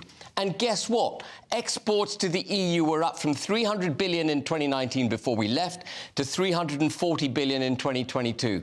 Imports from the EU were up again to 432 billion compared to about 400 billion in 2019. The deficit that we ran with the EU... It's just inflation. It's in real terms flat. Absolutely. You said it, Peter, real terms flat. In other words, Brexit has made absolutely no difference to the economic trajectory of the United Kingdom. It has not adversely affected it, and you just admitted it and said it. And this nonsense that Brexit has damaged the British economy, that we're going to be 4% smaller as a result of Brexit, is, as I say, utter nonsense. The reason the British economy is suffering is because we have taxation that's too high, we have government debt that's too high, and we have a government that does not understand how to grow the economy. These are fundamental problems with governance. It's got nothing to do with Brexit. Peter? Well, I think getting furious is not the answer. And I'm not furious. Remainers like me, to be clear, I accept the result and I'm not pushing for another referendum. But Remainers for me, and people, whether they're friends or family or people in the Labour Party, many of us feel the Brexit pain is only just getting started. What pain? I didn't interrupt, Ben. It's going to take 10 Tell me what the pain is, Peter. What's the pain? Ben, you said you weren't furious. No, but articulate the pain. You can't keep saying there is Brexit pain and not actually say what the... Stop talking. You're doing a disservice to your cause. OK, so Remainers like me feel the Brexit pain is only just beginning. And the economic deterioration, it's quite bad now, but I feel it will get worse because of things like labour shortages, tariffs, barriers, loss of R&D and innovation, and so on and so on. One of the things that Keir Starmer has suggested to address those labour shortages, and indeed Jeremy Hunt, is a relaxation of immigration. Would you like to see that? Well, excuse me, I don't think it's election winner at all, because there's a clear public mood against freedom of movement. So I think it's just not tenable for anyone standing to be Prime Minister to go to campaign for Downing Street on the basis of restoring freedom of movement. OK, we've got another debate, which I think Ben Habib's going to spit his Weetabix out again. Well, I think Peter needs to explain how Brexit is damaging the United Kingdom. You didn't come up with anything other than repeatedly say that it's damaging the UK. You can't actually join any dots I quoted an economic statistic by an independent You can't actually forecaster. join any dots to evidence the damage. And that's where the Remain side is fundamentally flawed. And thankfully, there's enough clear water now behind us so that those of us who voted for Brexit can see that there's been no damage to the economy as a result of Brexit. None. If you feel richer, email GB News and tell us you're richer as a result of Brexit. It's got nothing to do with Brexit. It's years of lockdown, years of borrowing, years of overtaxation. This has got nothing to do with Brexit. OK, well, that's got this pair going. And you can get in touch. Your views on Brexit, of course, is gbviews@gbnews.com. A second debate I'd like to move on to now, please, gentlemen, and that's over the BBC licence fee. That old chestnut, because the former BBC chairman, Richard Sharp, thinks we should have a wealth-related sliding scale licence fee. So if you're wealthier, you pay more. It's gone down terribly amongst a lot of people. What's your take on that, Ben Habib? Well, it's tin-eared is the only way I can describe it.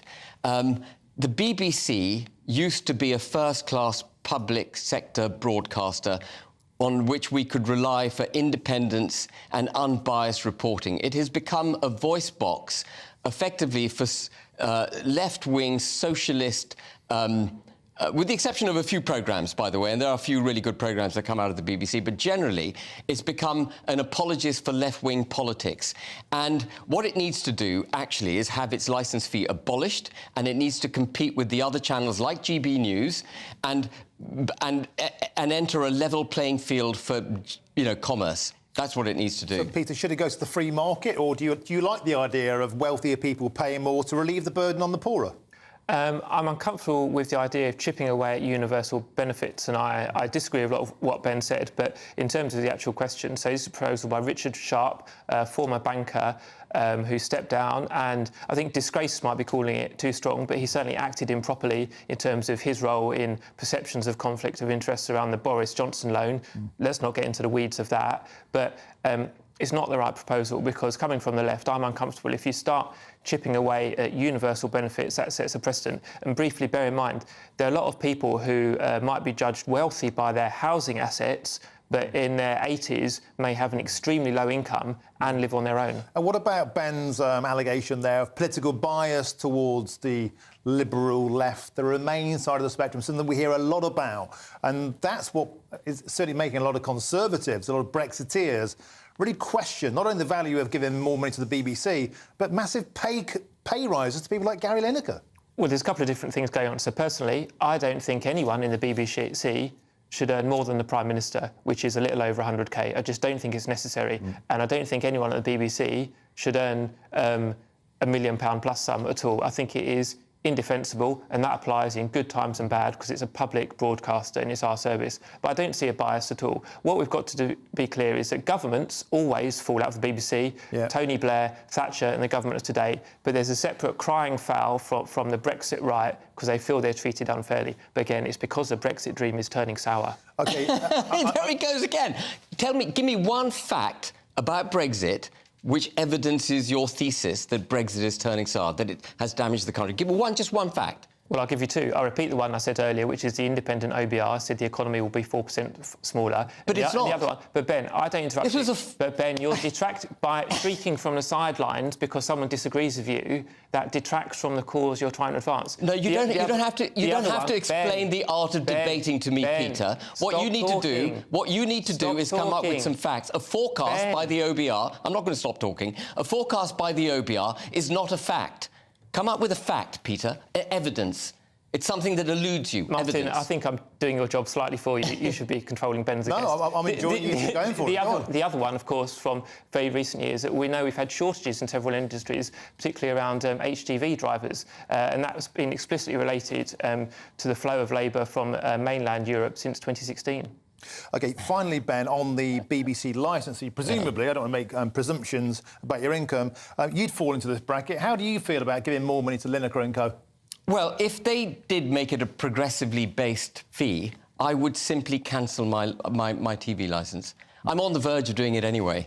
I don't really watch the BBC much. I don't need it.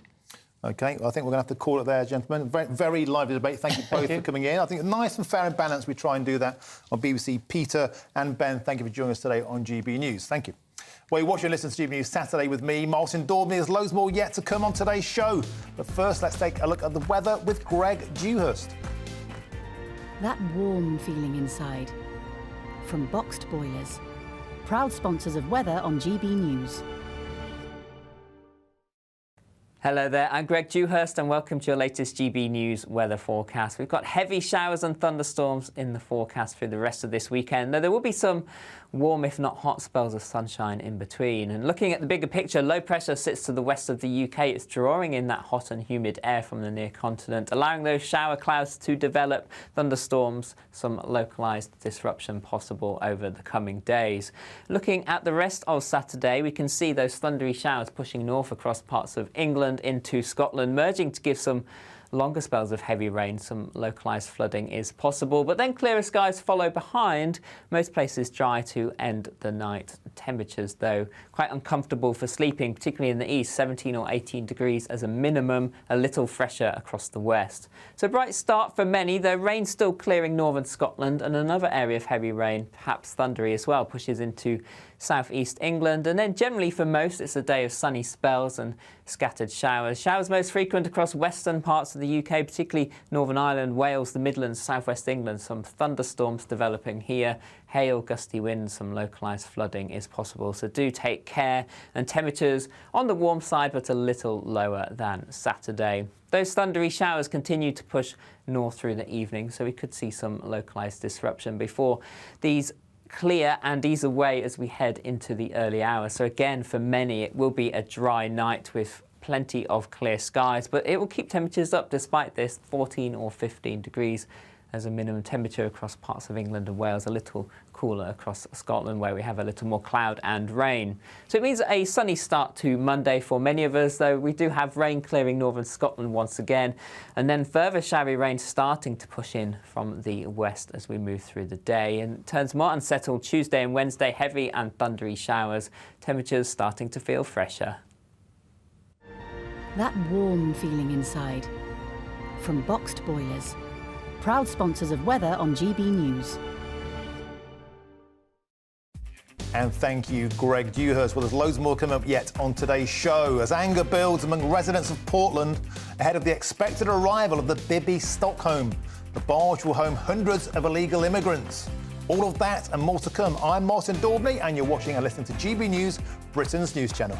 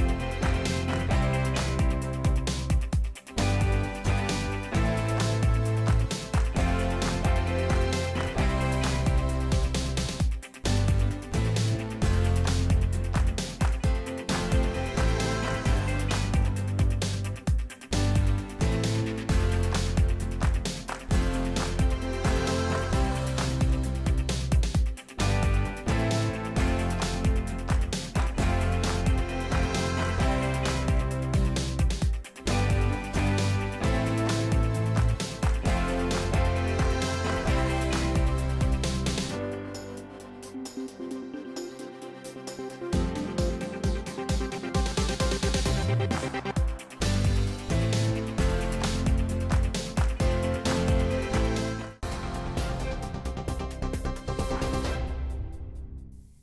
afternoon, I'm Rory Smith in the GB Newsroom.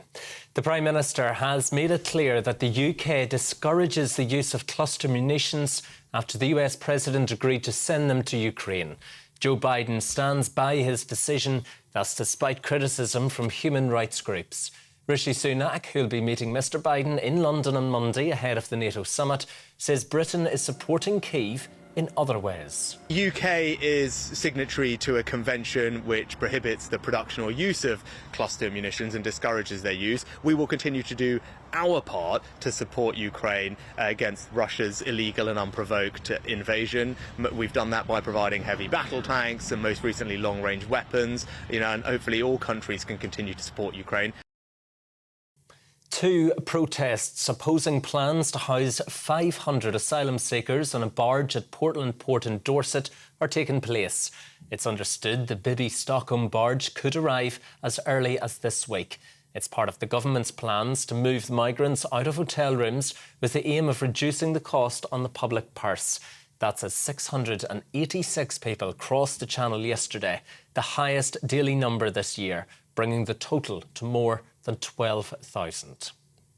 The BBC is reportedly investigating a claim that one of its well-known presenters paid a teenager for explicit pictures. It's alleged the man paid more than £35,000 for the images, with the Sun saying the young person was 17 years old. In a statement, the BBC said it takes any allegations very seriously and it will act on any information that comes to light. That's you up to date, but you can get more on all of those stories by visiting our website. That is gbnews.com. Now though, back to Martin.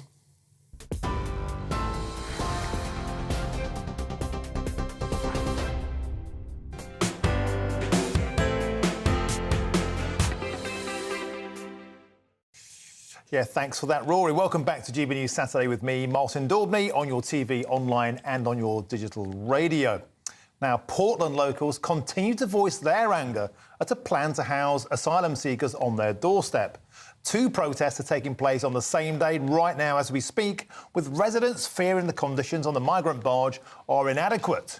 One community group thinks the barge might have a negative impact on the local services. The Bibby Stockholm, which will house 500 illegal immigrants, could arrive as early as this weekend. Well, joining me now is GB News South West of England reporter Jeff Moody. Jeff, what's the latest on the ground and what's the mood among the locals? Well, the mood amongst the locals is angry, very angry. We're hearing that the barge is still in Falmouth. It's not moved there, and we're not quite sure when it'll be coming here. The Home Office say that it's imminent, that it'll be coming any day now, but it's not telling us exactly when. What we do know is that it's moved out of the dry dock that it's been in for the last few weeks for refurbishments. It's now in a wet dock, ready to make its journey 100 nautical miles to here, to Portland Port, where the welcome that it gets will not be particularly strong. I think it's fair to say that most people in Portland don't want it here, but there are two very distinct reasons why not, and that has sparked these two big protest marches today. On the one hand, you've got the No to the Barge campaign. Now, they've been a very vociferous campaign, a very vocal campaign over recent weeks and months. Their main objections are, look, we don't know who these people are. 500 men away from home, they're single men, we don't know anything about them, we don't know what they're fleeing from, we don't know who they are, and suddenly enforcing 500 men onto a very small community that isn't a diverse community at all down here is something that is a recipe for disaster, they say. They're also very concerned about the stretch to local services. This whole debate about refugees and asylum seekers is, of course, coloured, isn't it, by the fact that the cost of living crisis is going on and that people here are saying to me, look, I can't get a GP appointment, I can't get I can't get a dentist. And yet these people that are going to arrive in the town very shortly are entitled to all sorts of free services, including healthcare. And a lot of people think that that's wrong. Then there's the other side. Then there's the stop the racism side. And they say that, you know, this is the problem. The fact that some people are saying, oh, look after our own first, is inherently racist. That it is wrong to be saying, you know, singling out people and saying, you're not welcome in our town. That's where racism begins. And that's the concern. You've got some people saying, oh, you lot are racist. They're saying, we're not racist. We're just concerned about our communities. And then they're saying, well, why are you concerned about your communities? You're concerned about your communities because there's going to be black people here. Well, that's racist. So it's very highly charged at the moment. Emotions are running very high. And when the people in Portland look at what's happened in other places, it doesn't look good. You know, Newquay is an example where a whole town was pitted against each other very, very quickly with people on both sides of that argument. And it tore a community apart. And the danger is it's going to do that here. But both sides, neither side supports the barge coming here, but there's not much they can do about it now. The barge is definitely coming. It's now a case of how we handle it when it arrives. Jeff Moody, thank you for that excellent summary. And just to have my 2 pennies worth, isn't it funny how neither group wants the barge there? One group is calling the other one racist because they're worried about the strain on public services, which is perfectly justifiable. And yet they also don't want the barge there because it will place a strain on public services. They just want it in somebody else's constituency. To me, that reeks of hypocrisy. It's total NIMBYism. You can't pick a side. You're either for it in your community or you're against it. That's just my opinion. Let us know what you think about this. It certainly got you going today, and you've been in touch on that big topic of the Portland barge. Colin says this: Sunak claims these barges are the cheapest way to save the taxpayer money, as opposed to the millions it costs daily to house them in hotels. Here's an idea, Prime Minister. Get them stopped before they even enter UK waters. Colin, that's a great point. You know, why kind of deal with this when it's on our shores, when we should be doing many things is not allowing them to get here. In the first place, they are entering our country illegally. Next point to Dave. Dave says we currently have 5 hotels, I repeat, 5 hotels full of these economic migrants. Our town and country is being destroyed. When will someone put a stop to it? Well, I'm afraid, Dave, it doesn't feel like that's going to happen anytime soon. It feels like Rishi has completely lost control of our borders, and something which may well haunt him in future elections. Patricia says this: Whoever wants to go for a holiday where migrants are housed. I have voted Conservative for many years, and now I never will again. Patricia, it's a great point. There's a feeling that a lot of this is dumped on seaside communities where working class Brits traditionally went on holiday, and now the hotels, they're not available for you to book because they're full of asylum seekers. Well, keep those views coming in. Subscribe to our YouTube channel and follow us on Twitter. We're, of course, at GB News. OK, there's loads more yet to come on today's show. Not so good news for homeowners as house prices drop and mortgage rates double. We'll speak to a property expert. You're watching and listening to GB News Saturday with me, Martin Daubney.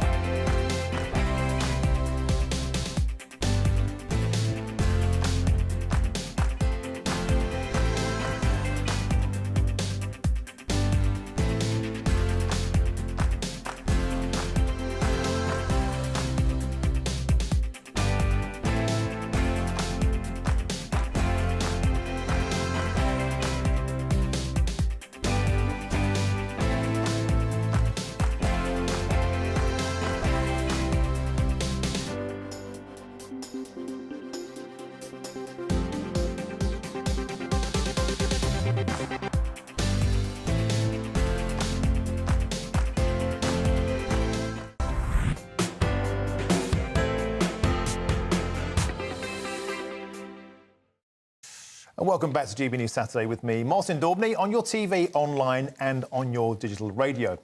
Well, if you're a homeowner, you might want to look away now because UK house prices fell 2.6% in a year, the biggest drop since 2011, according to the banking group Halifax. And to make matters worse, according to the Moneyfacts website, average mortgage rates have also doubled, with the mean two-year fix now at 6.47% compared to only 3.25% this time last year.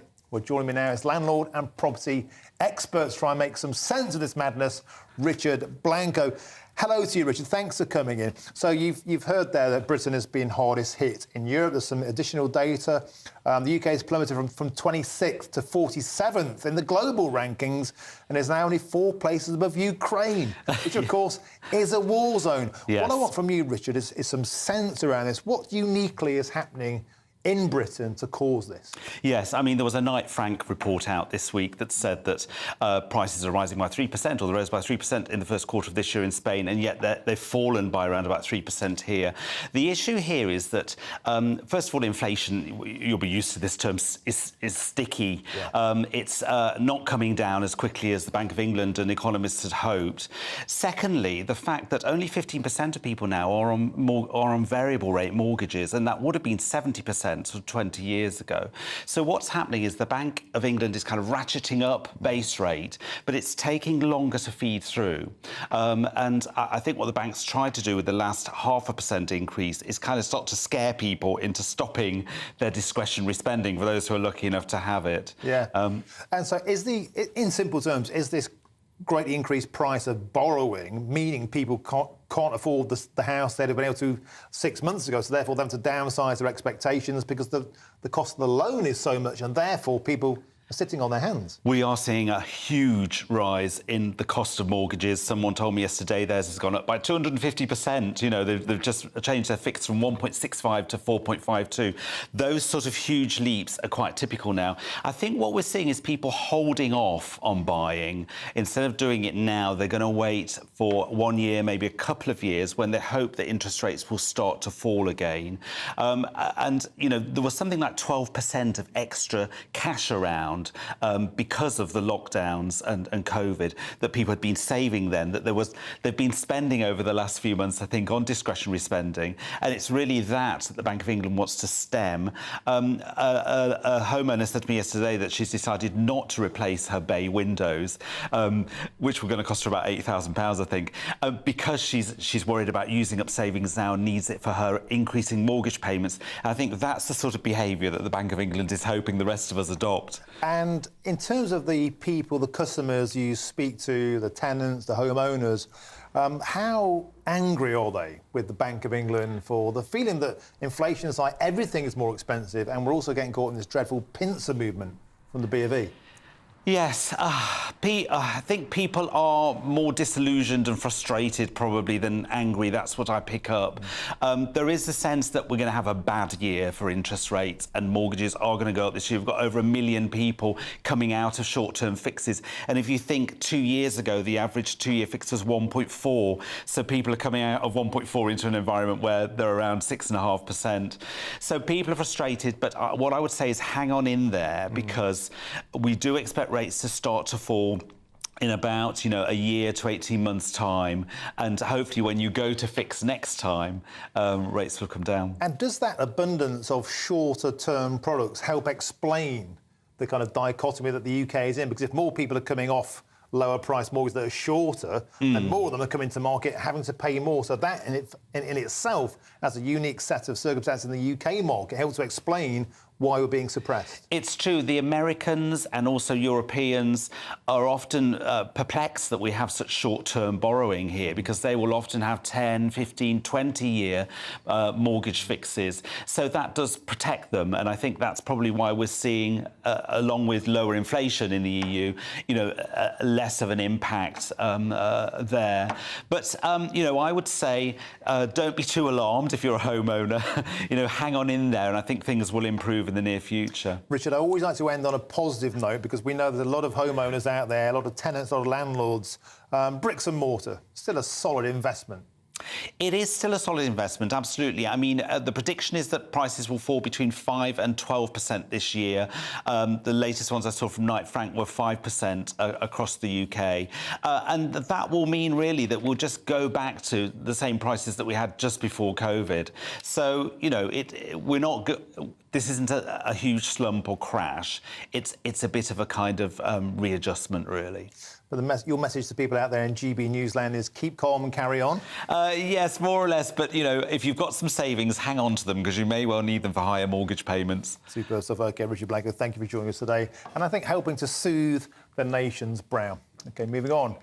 You've been in touch on a big topic of the day as tax and banks. Rory says if the government wants to reduce inflation, tell them to stop spending money on a war and a green agenda destined to fail. Remember, they caused the inflation, not consumer spending. Rory, very, very well switched on there. It's almost like printing, was it £895 billion during lockdown has had an inflationary effect, as has having to spend money on cheap, on expensive imported fuel rather than going and digging and drilling for our own. Eddie has got the following point. It's very lucky for these bankers who see themselves as the elite that we, the taxpayers, didn't hold their lack of morals and decency for their shameful 2008 bailouts. They must be broken up. I think it's fair to say, Eddie, there's not a great deal of love between you and the banks, but you're absolutely right. We've seen these crashes before, irresponsible spending, and then we get to pay. The same with the Bank of England. They're blaming Brexit, they're blaming COVID, but they never look in the mirror and say, perhaps we shouldn't have printed quite so much money during lockdowns. Over to Sammy now, who says this. No tax cuts due to Hunt. The Remainer still trying to make Brexit look bad when it's going from strength to strength. No thanks to him. Sammy, keen Brexiteer there, not happy with the Chancellor, Jeremy Hunt. We'll keep those views coming in and subscribe to our YouTube channel and follow us on Twitter. We're, of course, at GB News. On to our next story now.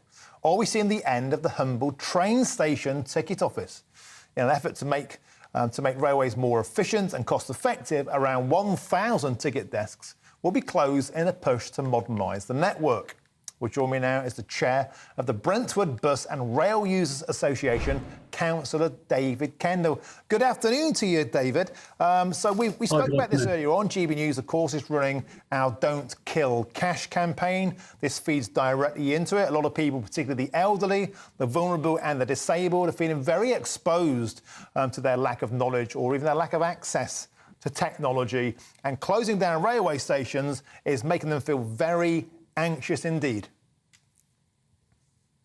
Yeah, Lee, I think it's very concerning, this consultation. It started on the 5th of July and it's due to end on the 26th of July, so it's only 3 weeks long. And for those cynical members of the community, there's quite a few these days, the consultation is a complete sham. Everyone is just expecting it's ticking a box, and they're expecting this to be implemented from December this year. OK, and what in particular are people saying to you about, do they feel this is unfair? I mean, it's become a political issue, but actually Mr Lynch has backed our campaign Don't Kill Cash, because it's not just a political thing. This is about helping people who are vulnerable to get around the country. Yeah, it's about helping people get around the country. It's all about people's security. People do feel very concerned even now with ticket offices open about the lack of staff which are available at stations, particularly at night. And there's concern particularly for women who are on their own, who are travelling on their own, and their safety. And many of them feel very vulnerable at the moment. And I think if ticket offices close as well, there's a concern that there's going to be even less staff around the stations during the day and in the evening.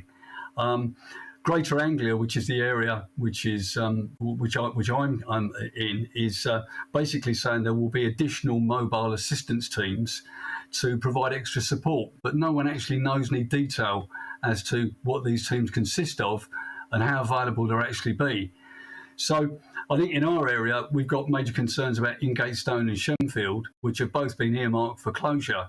Shenfield is the start of the Elizabeth in Essex, and we're still waiting for major investment in Shenfield Station, and that hasn't happened with Crossrail. and now we're hearing that the ticket office is going to close. So it's sending all the wrong messages to people, particularly people who are trying to get more people back using the railways again after the COVID experience. David Kendall, thank you very much for joining us on the show this afternoon. Thank you very much. OK, that's it from me, but don't go anywhere. Stay away, because Nana is up next. Nana is here.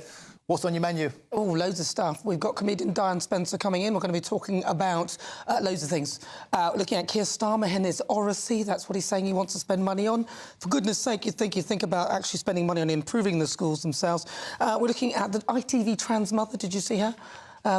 A man who is, a woman who, it's a man dressed as a woman who is a trans person, trans woman, claiming how difficult it is to be a single mother.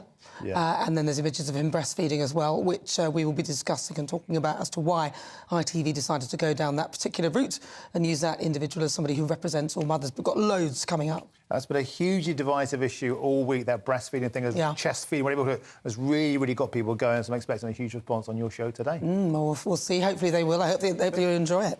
Well, that's great. You've been watching and listening to GB News Saturday with me, Martin Dorby. Thank you so much for joining me, but don't go anywhere because, as I just said, Nana's up next. But first, let's take a look at the weather with Greg Dewhurst. The temperature's rising. Boxed Solar, proud sponsors of weather on GB News. Hello there, I'm Greg Dewhurst and welcome to your latest GB News weather forecast. We've got heavy showers and thunderstorms in the forecast through the rest of this weekend, though there will be some warm, if not hot, spells of sunshine in between. And looking at the bigger picture, low pressure sits to the west of the UK. It's drawing in that hot and humid air from the near continent, allowing those shower clouds to develop, thunderstorms, some localised disruption possible over the coming days. Looking at the rest of Saturday, we can see those thundery showers pushing north across parts of England into Scotland, merging to give some longer spells of heavy rain. Some localised flooding is possible, but then clearer skies follow behind. Most places dry to end the night. Temperatures, though, quite uncomfortable for sleeping, particularly in the east, 17 or 18 degrees as a minimum, a little fresher across the west. So a bright start for many, though rain still clearing northern Scotland, and another area of heavy rain, perhaps thundery as well, pushes into southeast England. And then generally for most, it's a day of sunny spells and scattered showers. Showers most frequent across western parts of the UK, particularly Northern Ireland, Wales, the Midlands, southwest England. Some thunderstorms developing here. Hail, gusty winds, some localised flooding is possible. So do take care. And temperatures on the warm side, but a little lower than Saturday. Those thundery showers continue to push north through the evening, so we could see some localised disruption before these clear and ease away as we head into the early hours. So again, for many, it will be a dry night with plenty of clear skies, but it will keep temperatures up despite